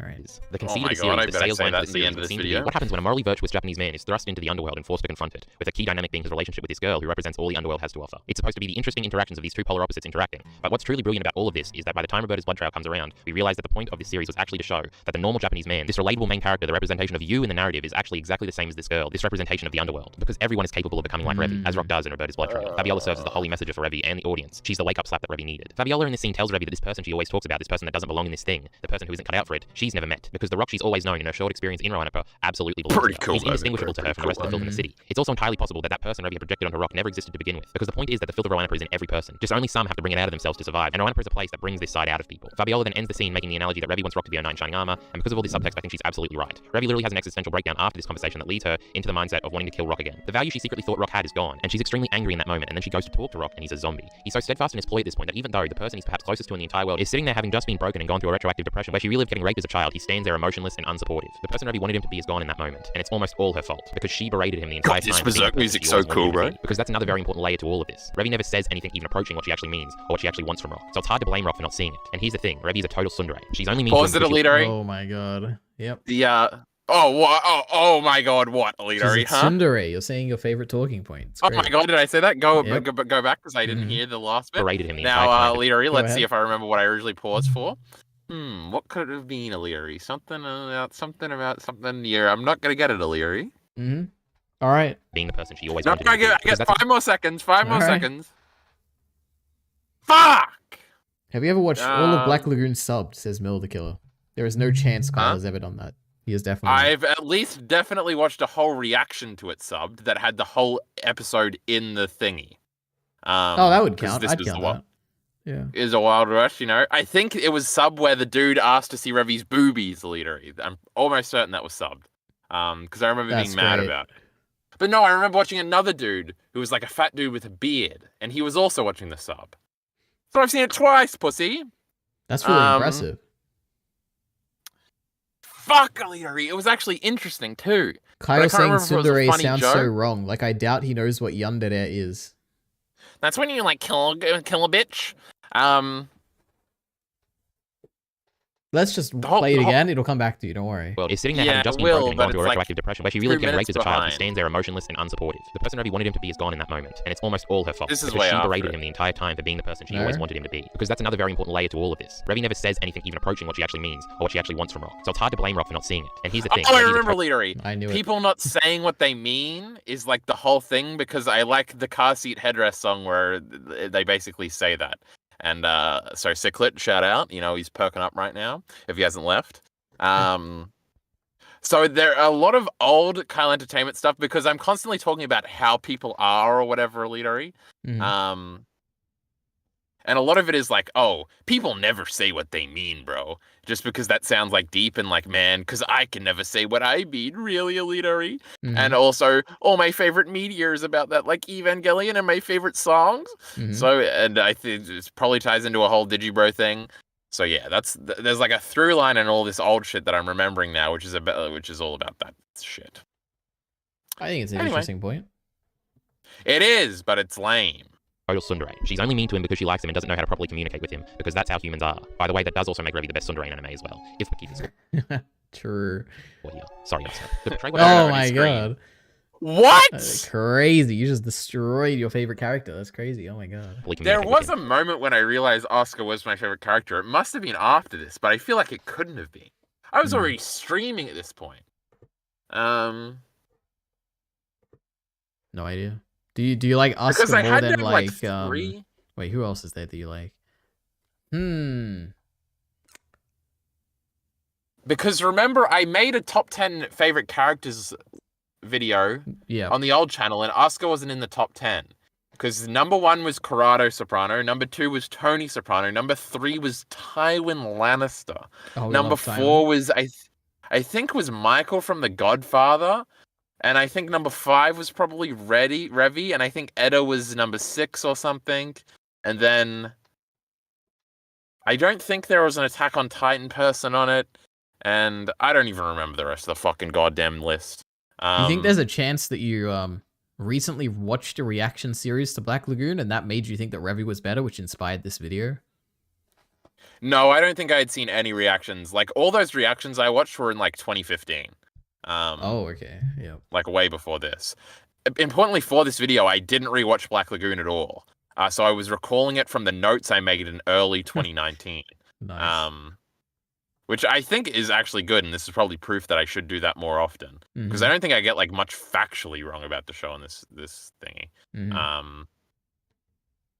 Fuck, what was I speculating about? Oh, when my top 10 characters changed. Because I didn't like Ava that much when I watched it the first time. Like, I just thought, oh, it was confusing, and then I think I didn't even watch End of Ava, and then I watched it, like a month later when I saw, like, a YouTube video about it. No, I think I was watching somebody react to Ava, and then they got up to End of Ava, and I was like, oh, I probably shouldn't watch this. This is way after everything I'm talking about, Alita. Look at that. Oscar's the greatest character in all of fiction. That's crazy. Oh she is, of course. Yeah. But Revy's better, apparently. Oh, look at that. S-A tier. There's Revy. Oh, my God. Oh, my God. Not even the top. Kill yourself. Oh my god, that is Corrado Jr. Soprano behind Tony Soprano on this list. That's crazy. Why is Michael Corleone that high up? What a basic little bitch. Oh my god, I had started One Piece at this point because Luffy is all the way up there. The Madman dude behind Luffy is now easily the best Madman character, so this is weird. Also, Farnese is better than Casca. Why are we doing this, Leader? We got something to do. Why am I speculating about this? But there is a point where I decide that Ava is my favorite thing ever, and Oscar's the best character ever. And in my head, it's definitely in tandem with the realization that happens with the Black Lagoon Girl portion of this video that we're not up to yet, Alita. But I don't fucking remember. Anyway, let's go. Because that's another very important layer to all of this. Revy never says anything even approaching what she actually means, or what she actually wants from Rock. So it's hard to blame Rock for not seeing it. And here's the thing, Revy is a total tsundere. She's only mean to him because she likes him and doesn't know how to properly communicate. Why are we with him, listening because that's to how this humans are. By the way, that does also make Revy the best tsundere in anime. Great. If we're keeping score here. Sorry, Oscar. To portray what Rock and Revy's relationship is like to the people who may still be struggling to understand me here, let me give a totally not personal analogy that... I'm so excited. I haven't heard this now that I've seen Black Lagoon. Oh my god. Okay. Everyone get ready. We got an anecdote from Kyle Entertainment. All right. Now, I was playing this off really cool, and it's totally not obviously. Let's say Also young epic. Fuck Oh the my- audience on screen. No, I gotta hear this, Kyle. Revy's relationship is likely I'm to gonna be completely take it out of struggling to I understand actually me. don't Give it think this is that bad because I think Maybe it is not. vague enough. a personal analogy that puts everything into perspective. Let's say a young boy likes a young girl and they're in school together. They sit next to each other. Let's say. Now, the young boy can't just come out and say that he likes the young girl because he doesn't have confidence in the fact. Oh my god, Kyle. We're gonna miss the context. Okay, wait a minute. Wait a I'll minute. mute and scream. He likes a young girl and they're in school together. They sit next to each other, let's say. Now, the young boy can't just come out and say that he likes the young girl because he doesn't have confidence in the fact that she likes him back or wants the same thing that he does. If she asks and she doesn't, then the game is lost forever. So it's best to try another approach. He decides to talk to her, but how they communicate is almost contradictory to the young boy's goal. They get to talking, but the young boy is a little nervous, so he alleviates this with comedy and other chemistry-building things. What eventuates from their relationship is the young boy constantly and jokingly making fun of the young girl because it's funny and it makes both of them laugh. And it's clearly playful between the two of them. It's the whole he only picks on you because he likes you shtick. That's what their relationship is built on, and it's fun, and now they always have something to talk about, and it's easy to talk to each other because they have built this chemistry. But then a problem arises. The young boy still likes the young girl, probably even more now that there's more of a connection there. But because their relationship is built on sarcasm to a degree and a whole lot of making fun of each other, the young boy might actually find himself further away from his original goal. How's he gonna get serious all of a sudden and tell the young girl how he feels when it's easier to just make her laugh and put off the serious part? He's never even hinted towards his true motivations, and if he reveals them, it could confuse the young girl because nothing he's ever said has indicated that he likes her. If he tells her and their relationship is built on him making fun of her constantly, how can he then reveal that she was actually perfect the entire time and he just wanted her attention? He thought getting her attention would get him closer to his overall goal, at least closer than not talking to her at all. Ultimately, even though the young boy started all of this in order to express that he liked the young girl, he can now never come out and say it because it's impossible to read it from the other side. If he comes out and tells her, then everything they built will either pay off or everything will be ruined. And now there's even more pressure than there was originally on what the response would be, if he was honest. It's possible that the young girl might be under the assumption that the young boy hates her. Does he only talk to her to make fun of her? She's got to ask herself these questions. And how could she possibly know that he was just nervous the entire time and this dynamic was just the easiest way to talk to her? It's a hard situation all around, and if you haven't caught on yet, Revy is the young boy in this example. Instead of Revy liking the young girl, she wants the young girl, or was it? I thought you were the First young of boy in all- this example. That's crazy. Oh my god. Yeah, shut up, retard. Yeah. Now, first of all, I didn't go into talking to that girl with a plan, Alita. She talked to me first, actually. So that's not even true. But we did spend like 2 weeks together, like sitting next to each other and not speaking. So that's just a little bit of a creative. Did she ask to what borrow do you your call like it? pencil sharpener or something? Like what? No, we were writing our short stories in English class, and she like read a bit of mine and said, "Well, that seems a little fucked up." And then we started talking, and then we were in love. Except I don't think so. Now, the funniest thing, Alita, is there's so many comments like, "Oh my god, that's just like me for real." We're gonna read the comments after this, Alita. It's gonna be great. If I didn't say young boy and young girl a bunch of times, it mightn't have been that cringe. But anyway, go ahead, Aliri. What do you got to say? No, about I think if you didn't tell me that this was about you, I probably wouldn't have even connected it. I'd be like, oh, he's like that? talking. Yeah, you're like about you're a some- little soft in the Yeah. brain, Aliri. That's what you Yeah. are. So I think you did a good job of saying young. But boy, I think I whatever only instead. bring this up because sometimes I tell anecdotes about that girl, and I just say, "Oh, Black Lagoon girl," because that's funny. And also, I think Minty used to make fun of me for this all the time, so that's how it got brought into the lexicon. Miller says, "I swear you've watched this video on stream at least 5 times." Is that true? There's a video of me reacting to it on the second channel at least once, Oh and I'm my sure I God. watched it on stream too. No, this is creepy. I need a personal anecdote to understand what a tsundere is. It's very educational. Young boy and young girl, Mishoku Tensei fan this early on. Very funny, Miller. My goodness. All right, perfect. Let's keep going. Oh, I could have been a pedophile at this point, Illyria. I'm 18 in like a few months. Yeah. Rock in the example to save her from a lifelong tragedy, but she can never admit it because of who she is and how she got into this mess. Could you ever see Revy admitting this to Rock? It seems antithetical to everything she is, but the evidence is very clear. This is what Revy wants, and Fabiola is the only person that's had the balls to point this out. Revy will likely never admit this, but it is her true motivation, even if she acts in a completely contradictory manner. Just as the young boy acts in a contradictory manner towards the young Real girl. smart, bro. Real smart. Creates some confusion in Rock. But this is what makes their dynamic so unbearably brilliant. There are so many layers here to analyze, and we haven't even begun to talk about anything from Rock's perspective yet. The conceit of Rock as a character is that he is the normal, morally virtuous man that is thrown into the underworld and has to deal with what he finds there. We briefly already went over said this already. that. This leads down many winding roads, from the Nazis and the confrontation with Revy in the submarine to the massive blow up Goddamn Nazis. What a goofy arc. My goodness. Shut up, idiot. What? Nazis are sick. Yeah. and the cigarette kiss scene in episode 7 to the terrorist group kidnapping to everything that happens with the twins, then with Yukio, and by the time we get to Roberta's blood trail, Rock is completely at wit's end, and that's when we see the most change in him. But that change is facilitated in every incremental arc we just went over that slowly chips away at his humanity. But here's the thing, quote-unquote normal Rock is a lie. He's truly selfish and prideful in his own way, and is exactly like Revy. Again, we sort of went over this earlier, but I want to highlight here how selfish and prideful Rock is, outside of the fact that it brilliantly makes him exactly the same as Revy. This is most on Oh display my when god, he feels this the is need what to I'm reiterate gonna his be the fucking white super knight for Yukio, Elita. Get excited? We love Yukio. Yukio before she kills himself. He ignores the tragedy of the act Himself? That's so funny. and watches as she impales herself with getting samurai sword. Misgendering back But the in most the brilliant and frustrating 2020, thing Elita. I've been doing it all along. Yep. about Rock throughout this whole arc is that he's massively hypocritical here. Because the way he sees Yukio is exactly the same way that Revy sees him, and he hates the way Revy sees him, yet he does the exact same thing to Yukio. Yukio and Genji may be the most blatant Rock and Revy parallels, though nearly every antagonist and every minor character is a direct parallel to one of the two of them. It's something that makes Rock and Revy so special. Think about it, Kageyama is what Rock would have become if he had remained in Japan and lived a normal life. Oh, I remember this Think talking about point. it, bro. Yep. If he would have had a nice family and dog and been thoroughly unfulfilled with his repetitive day-to-day life. Takanaka, one of the leaders of the terrorist organization, is an example of what Rock could have turned into if he went all the way with this thing. Rock's smart enough and has enough guts to have radical men follow him. Takanaka serves as an underrated character in the series and a mirror to how Rock could have been. Oh, wait, who's next? Who's gonna be next? Balalaika? I don't know. think I just stop after this and I make a little cry. All right. It up if he applied himself fully to the underworld. Kageyama is the version of Rock that went all the way this way, and Takanaka is the version of Rock that went all Made the way that this graph way. in And as Photoshop, no biggie. Jeez, look at this font. It's beautiful, and the colors behind it blending in with the background. It's the same font from the thumbnail. Is it? Oh, for the thumbnail of the old, there's no nothing on this thumbnail. Of the Rock and Revy thumbnails, yeah. Oh, it looks bad here. I don't know. The thumbnail didn't That's bother the me. font I use for everything. No way. Wait a minute. Is it because it's not capital? Well, or not something? anymore. Well, Huh? yeah, and you don't even make thumbnails anymore. Well, my it's just goodness. the only one that I... Shut up, Leary. Is it this? It was The just best of? No way. No, obviously Oh. it's not that one, and I didn't make that thumbnail. Where the That hell's the part font? one is the same font. This is the font I'm thinking So of. was... Yep. There's no way this is that font. Yeah, it's just got a stroke and it's bigger and it's bold. No, this is like a sans serif font. It doesn't even have the little bits at the end. This one has You're like a the sans serif. like look at the N. I'm pointing at my screen like you can see it. The N has like the little bit at the end. It like looks weird. Maybe, I don't know. Leave me alone. Yeah, how dare you get your own font wrong? Terrible. Oh, it's this one. It's the part 1 font. That makes sense.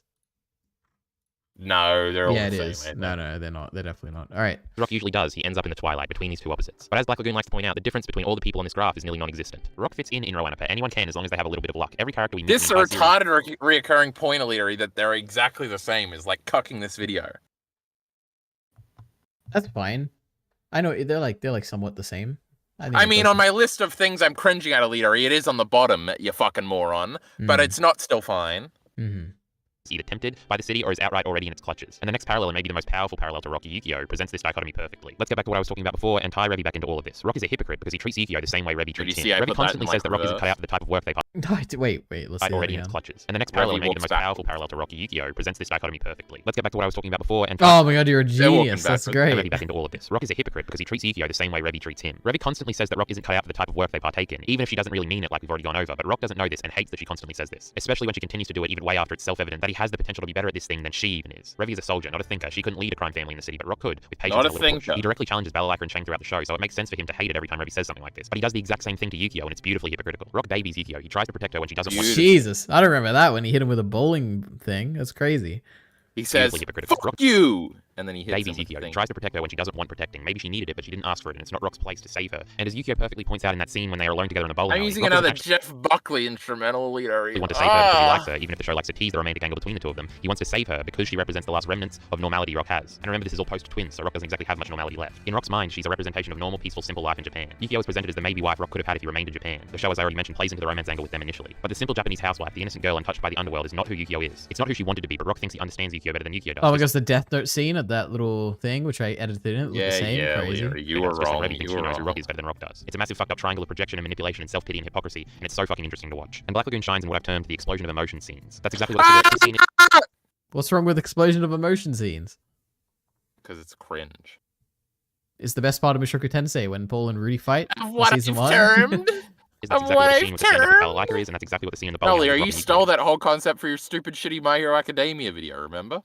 Yeah, bursts of emotion in My Hero Academia. True.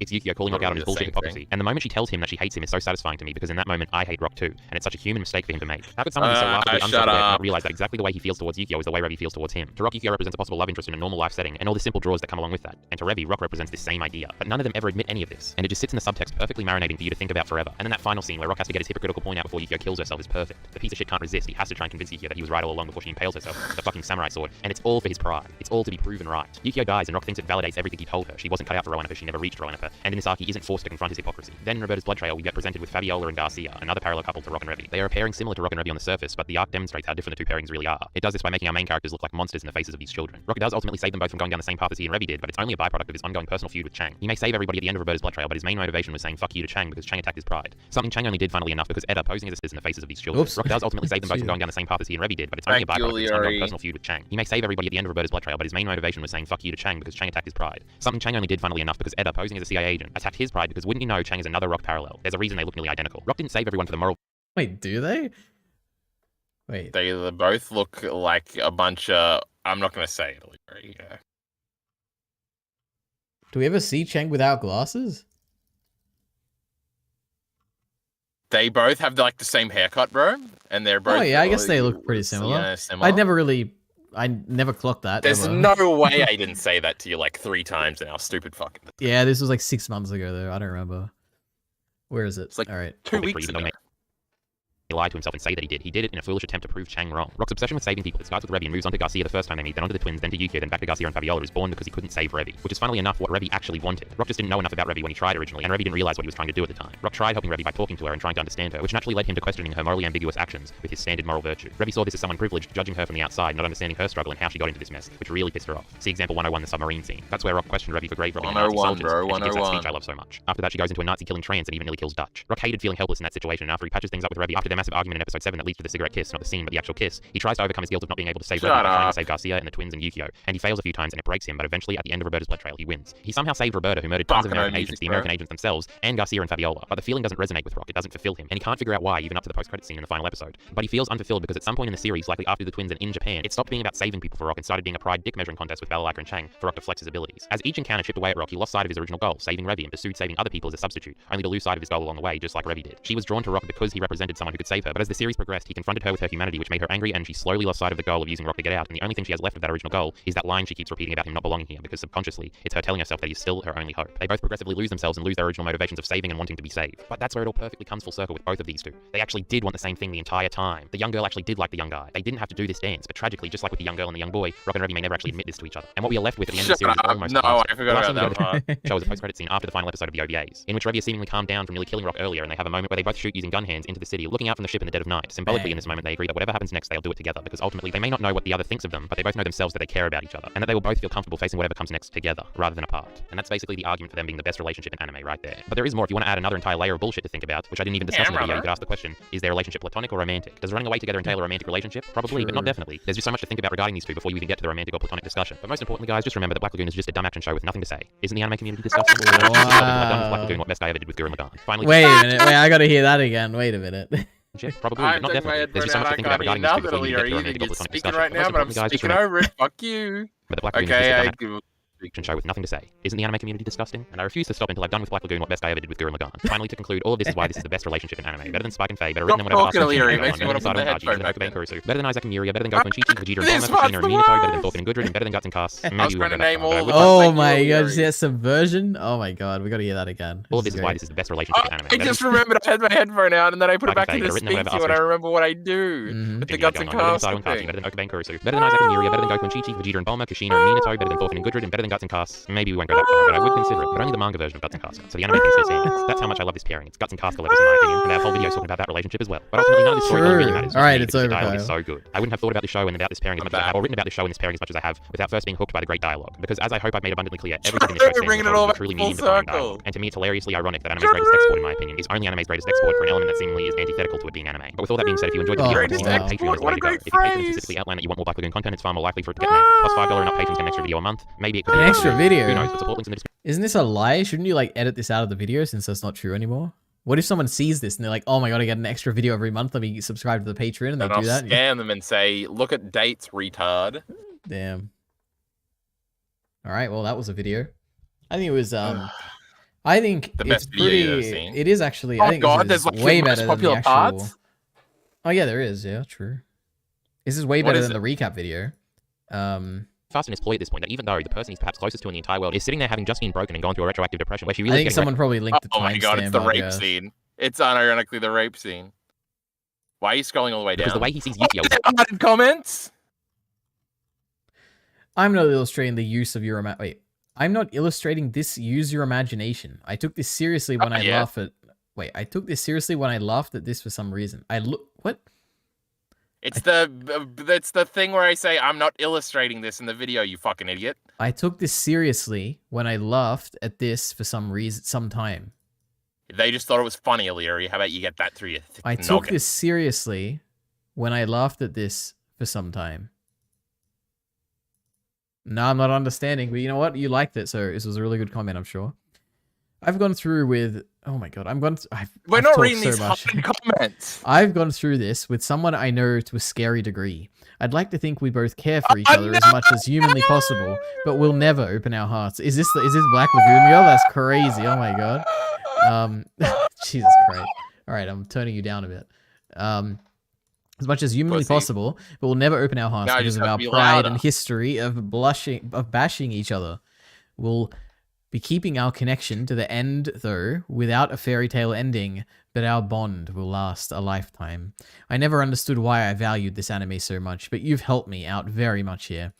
It is true art and a work of love, not a cash grab. True. Not a cash grab. True. 111 thumbs ups. Yeah, you know, before this 400,000 video views hits and counting. 200,000 views, let me first say that the first 4 minutes of this video are absolutely atrocious. The rest of the video is pretty cool though. And then someone said, will you discuss the next arc in the manga? Please do a video on the Red Wild Card arc.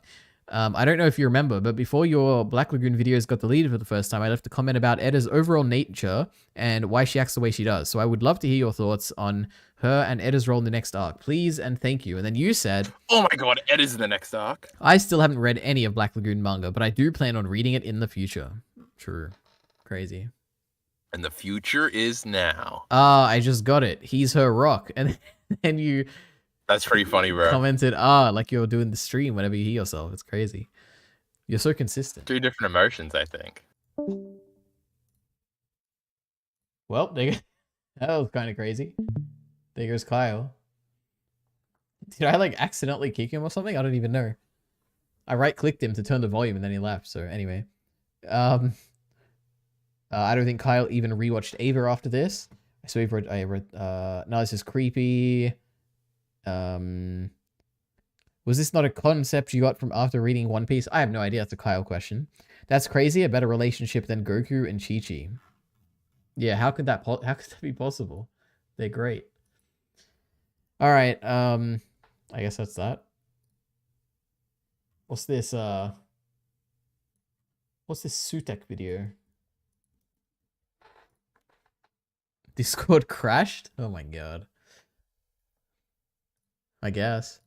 Star Wars is dead. Let's watch this. It's 3 minutes long. So like I didn't realize it was this bad. But if you can't look and see that Anakin blowing up the Death Star possibly killed millions and millions of people, I'm gonna get in trouble for that. Oh wait, is this the Asmongold thing? No, it came out 2 days ago. But I watched like the same thing last time. But that is the beauty of this story, and it's the beauty of like life that it's. I mean, I always assume that like, I mean, because like I'm the kind of person that will always say like the wrong word. So like I didn't really hold that against that dude. Maybe he just fucked up. He said the wrong word. Anakin blowing up the Death Star. Well, Anakin just killed a whole Death Star. I mean, the best parts about Star Wars is there is no good or evil. It depends on what side you're standing on, truly. You know what I mean? I've literally, and then the editor comes in, right? After this. This is, I would say, arguably the gayest Star Wars. By a considerable The gayest Star Wars. And, are you excited about that? Are you embracing it? Star Wars? Oh my god, this is the Tyron Magnus clip. Oh, we're gonna watch that. Tyron Magnus. Gayest Star Wars. It's so funny. What is happening, Magnusites? So, there is a clip that is going all around. It's going viral. Amen. And I've seen different videos talking about this. And Kyle Entertainment's back. People wanted to know my outlook. What? What happened? I don't know. Everything else is working on my computer. It didn't disconnect from the internet. Just Discord stopped working. Well, I'm going to make a fix while you watch Tyro Magnus, my favorort hero. Mm-hmm. Wait, how can I hang up? Hold on, it's not working. Everybody, hold on. Kick me, Elite. Kick me. I don't even know how to kick him. Hold on, I'm doing it. So this was sent to me. Are you ready? Okie dokie. I want to ask you both because this is, I would say, arguably the gayest Star Wars. Well, we just saw this clip. It's crazy. Are you excited about that? Are you embracing it? Star Wars? It's pretty good. Let's be honest. Meanwhile, the other girl's voguing.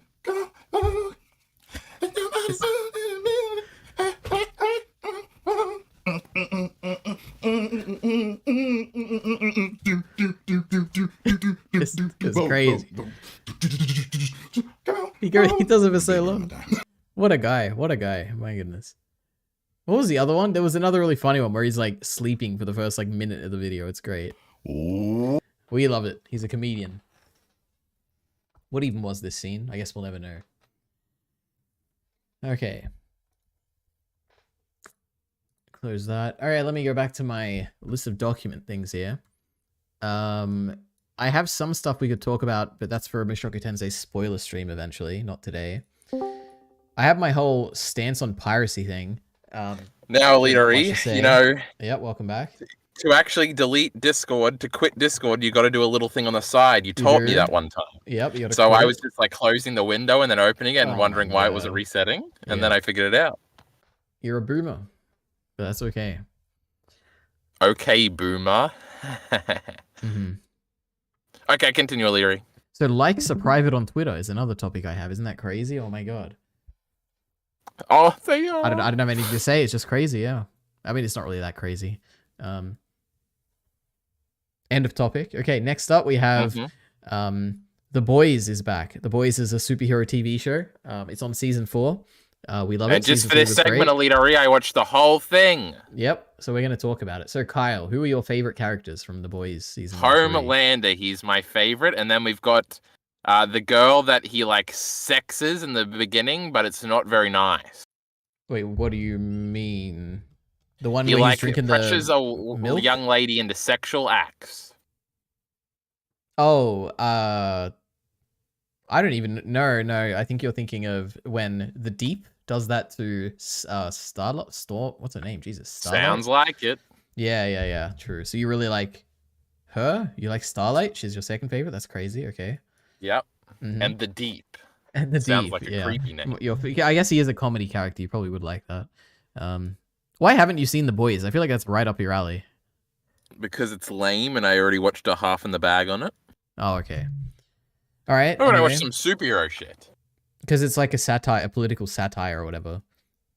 If I wanted that, I would actually read Watchmen.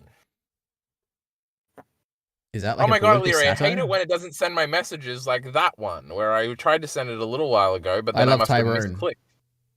Yeah. All right, that's it. Boys topic is over. Nothing to say. Oh no, wait. He was I think- dancing a leader. I It think a was new great. episode came out today. Yeah, he was dancing. It was great. What else? Oh, we got this. Of course. What am I thinking? I'm so excited, Leary. So, educate I Kyle got and it Dr. full Who. screen. All right, we'll do that after this. Okay, I'm gonna teach Kyle so much. Skin some belly. Sizzling, popular, hot, easy. Sausage. Centerpieces at a wedding reception. Stand. Stand? Maybe. I don't know. Bird related, avian. Modern payment app. What? Modern payment app? What do they have in America? PayPal, Cash App. No, there's one that they use. What are the porn Twitter girls always advertising? Let me No, think. is it Venmo? Is that Oh, what's- that could be one. That Yeah. sounds. Yeah, what do they advertise for like TikTok? There's like coffee. No, coffee's like a donation thing. No, Yeah, no, it's like Patreon alternative. feeling you might have while pacing the floor. Thoughtful, nervous, Feeling you might have while pacing the floor. Does it start with E? Because then that would be cave. Vena something. Blood vessel to the heart. Cavity? Vena. I should know this. A blood Wait, I vessel was to the doing heart. one down, but I thought Oh, it was Vena four cava. down. Vena cava, I think. I think Shut that's up, what it's Leary. called. That's not real. Yeah. That means we basically got the whole thing. Sanctuary. Haven. Haven. Oh my god, we're getting there. Giving the green light to for short. Okay. Okian. It could be wrong. Doki? Oki. It would be okay. Oh no, it's okays. Giving the green light for short. I don't know. The Lions and the Tigers for Detroit. Teams. Oh yeah, I wonder what this is. Okay, That's yeah. Sassy little brat. Snob. I feel like it's probably not snob. Slut. The feeling you have might be the feeling you might have while pacing the floor. And then something. It's probably 2 words. I don't know. Something's wrong anxious. here. With Wait, what's one down? Sanctuary? Is a cave a sanctuary? Oh, no, that's Haven. fucking Haven. I'm fucking it Yeah. up again. 4 down. Oh yeah, you already said that one. And I it's cava, think not it's cave. cava. I I'm think it's retarded. Vena cava. I think is a blood vessel. I could be wrong about that, but I'm pretty sure. Sassy little brat. What's cakes? This one could be wrong, huh? Centerpieces at wedding. Yeah, that could be wrong. But Haven works. Teams works. Yeah. This oh one's yeah, just teams weird. absolutely. Like, what the hell is this? Oh, it's 2 Okay. words, right? Okay, something probably. Okay, in what's the thing again? Giving the green light to for short. Okay, go. Okay. Giving the green light for short. What is it to give the green light? Okay. Go ahead. Advance. Yes. Sasage or whatever, right? Yeah.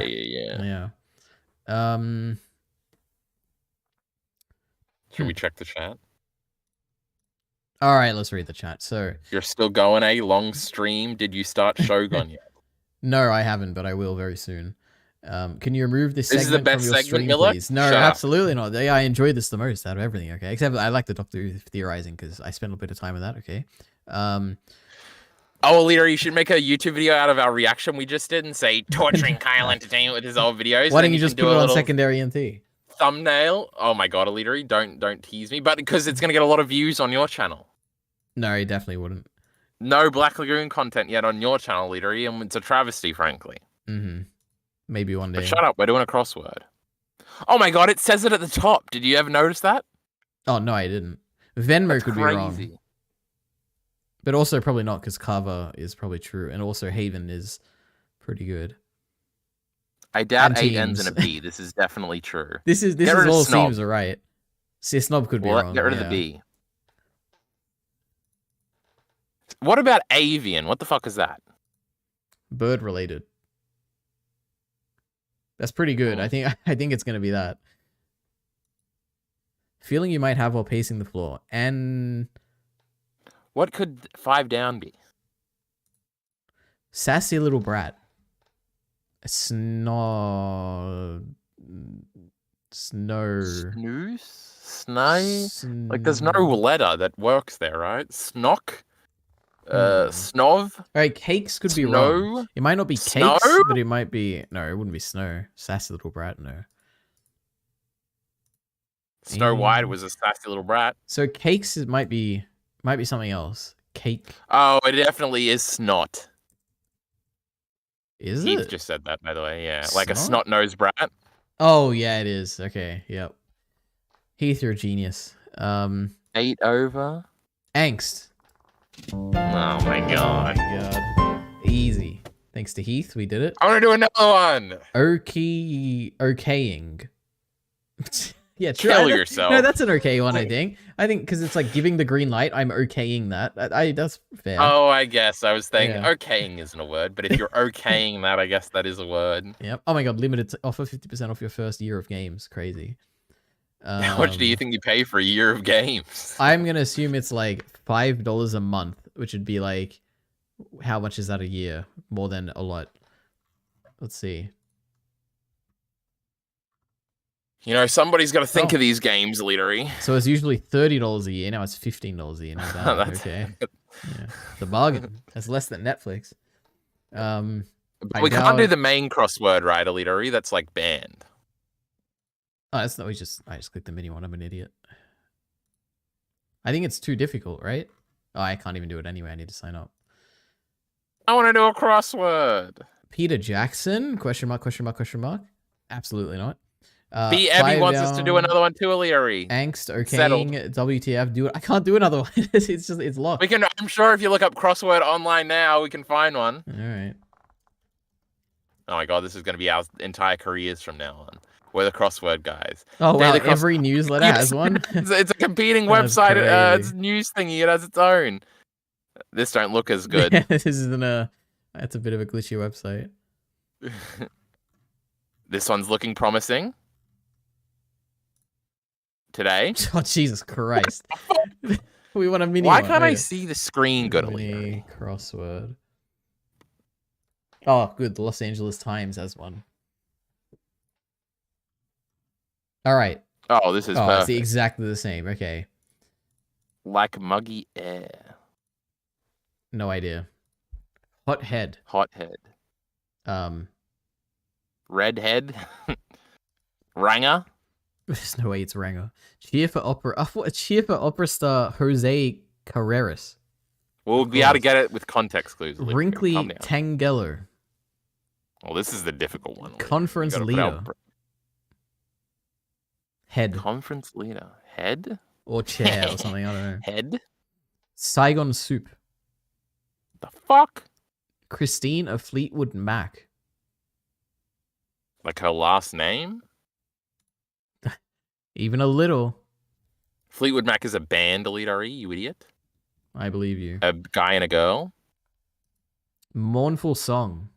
I don't know any of these. This is crazy. That one's like a serenade or a ballad. A ballad, not a ballet, Elite. We can do it, Elite. I don't think we Like can a do this. muggy I air. truly don't have any idea for any of You this. haven't even thought about it, and we haven't even referenced shut yet. So shut your mouth. All right. Wrinkly Tangelo. Is that like the fruit? I have no idea what a Tangelo is. We're allowed to Google it, Elite. No. I mean, you can.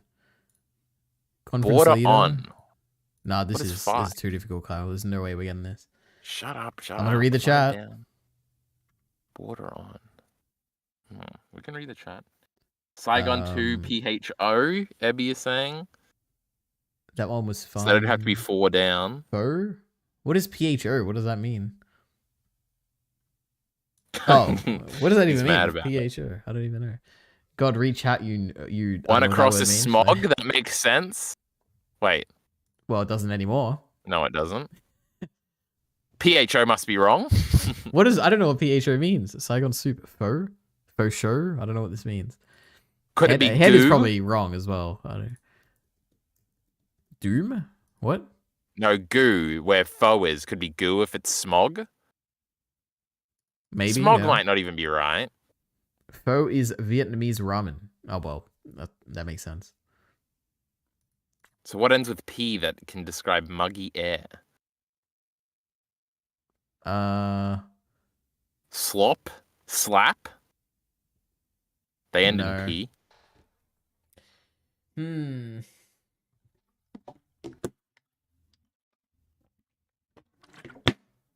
Look at all these Vietnamese files in our goddamn chat, Elite, telling us that they know what foe is. Shut up.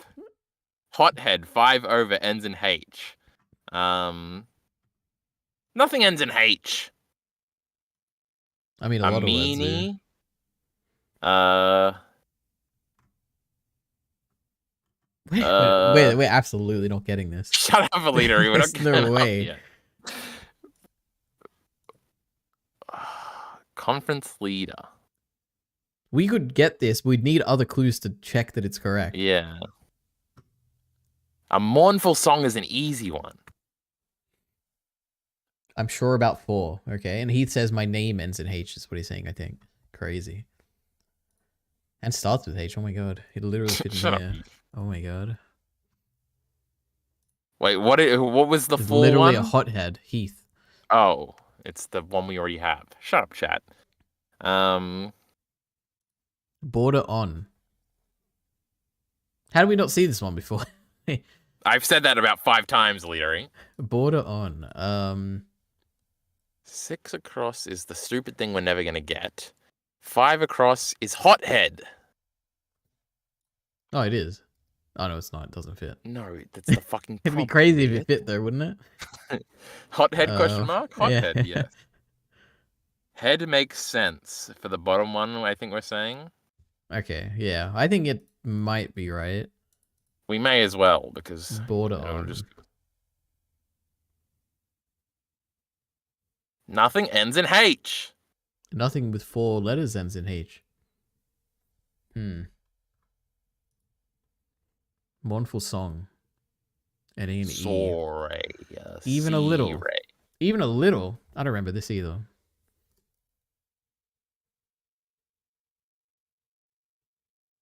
It's like a saying that starts with even a little something, even a little What's the first word that pops into your mind, Leary? Even a little. Happiness. That's not going to fit in here. Even a little. Joy. That's what I was about to say. Shut up. Even Okay, a little. No, we're getting a clue here. Which one we want to reveal? What do you think? Fucking do the hothead one. It's pissing me off. All right. Wait. Reveal. You just the reveal. word. No, let's reveal. Oh, just a letter. Okay. Kill yourself right now. Border on ha. Maybe you should reveal the H and head too. No, let's reveal. Let's double check if PHO is correct. Why did that not tell me anything? Because it's laggy. Just. Okay, well, let's undo this. Well, wait a minute. Wait, it is. Oh, we're genius. It is correct. Yeah. Okay. Yeah. Whew. Okay. Hothead. Apath. A. No. Opath. A gath. A staff. Okay, no. Cheer for opera star. We're not going to guess this one either way, right? Bitter is what Ebby is saying. Bitter for a little? A little bitter? But no, because he's spelling it like wrong, right? I don't think we got slang. A little bit bitter. A little bit better. A little bit. Just bitter. Even a little. Bitter could work. If you say so, Leary. A wrinkly tangella was probably just another, like it's not grape or something. Like that's 5 letters, Leary, you idiot. Tart. What's a fruit that ends with that has 4 letters in it? Pear. Orange, mandarin. This is almost certainly can't be bitter. Because nothing would have B as the second letter and end in P. About. Does that end in P? But it has B in the second one, and that's what you said first. He's so mean. I'm to giving me, up. Jack. I'm giving up. No, just check one more letter before we. We'll check head. Okay, we're gonna check if this is correct. Okay. Teleconference. Wait. Teleconference leader. Conference leader. What the fuck? Never would have got. Maybe this is bad. This is a bad one. Maybe I don't know. All right, we're revealing this one next. Border on a boot. Mournful song. Derg. Even a little. It's all. This is terrible. McV. This is one of the. This is the worst one I've ever done. Jesus Christ. Okay. Well, we're never going back to the LA Times. Okay. Jesus Christ. What the fuck? Yes, indeed. My goodness, that was terrible. Thank God we didn't continue trying to guess that. This one is a bit shit. True. Oh, there goes my Discord. Oh my God. Discord's having issues.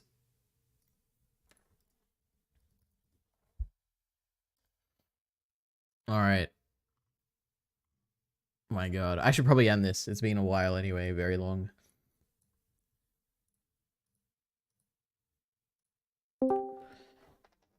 Let me think.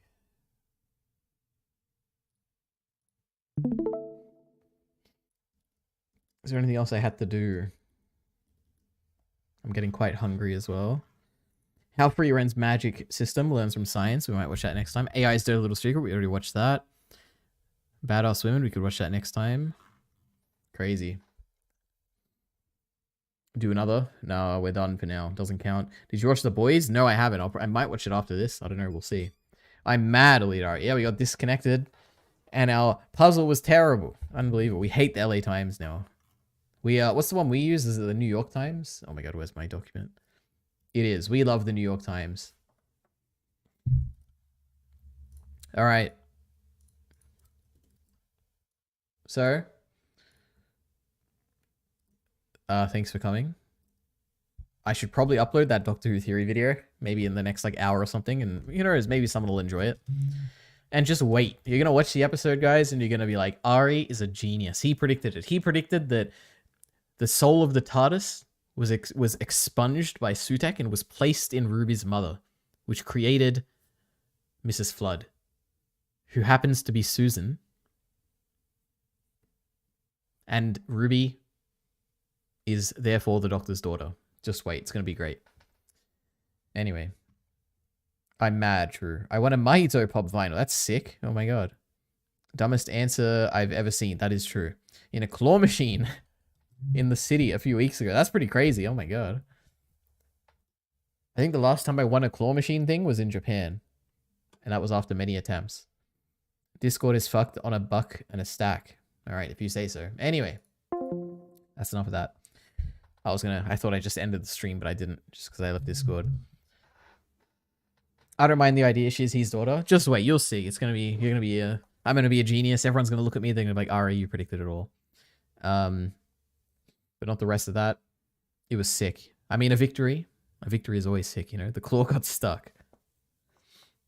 Aren't arcades the best when you can, like, you just win even though you shouldn't win? Like, where you, like, accidentally, you know, trip a mechanic. You find an exploit. It's great. We love it. You know what we should do before I end the stream? No, actually, that's not that. I was going to say let's watch a trailer, but I don't want to. Yeah, we've seen enough trailers anyway. And the machine freaked out. It paused for like 10 seconds before I gave you my prize. Well, you earned it. Anyway, this is it. Thanks for coming. See you. What day is it today? Friday? Thursday? Friday? I don't know. Maybe I'll stream tomorrow before Doctor Who. We'll see. I gave you my prize. You really tried to stop it. I also won the color wheel game again, and it ticked over again. Remember that time at times, and I do remember that. Next Tuesday, no, tomorrow, maybe the day after. I don't know. I guess we'll see. Anyway, bye. I gotta go. And that's when I stare at the camera. You guys don't see this because it like cuts out, but I stare for like a few seconds because the end of the stream always gets cut off early, so I have to like stare and press yes on the confirmation dialogue.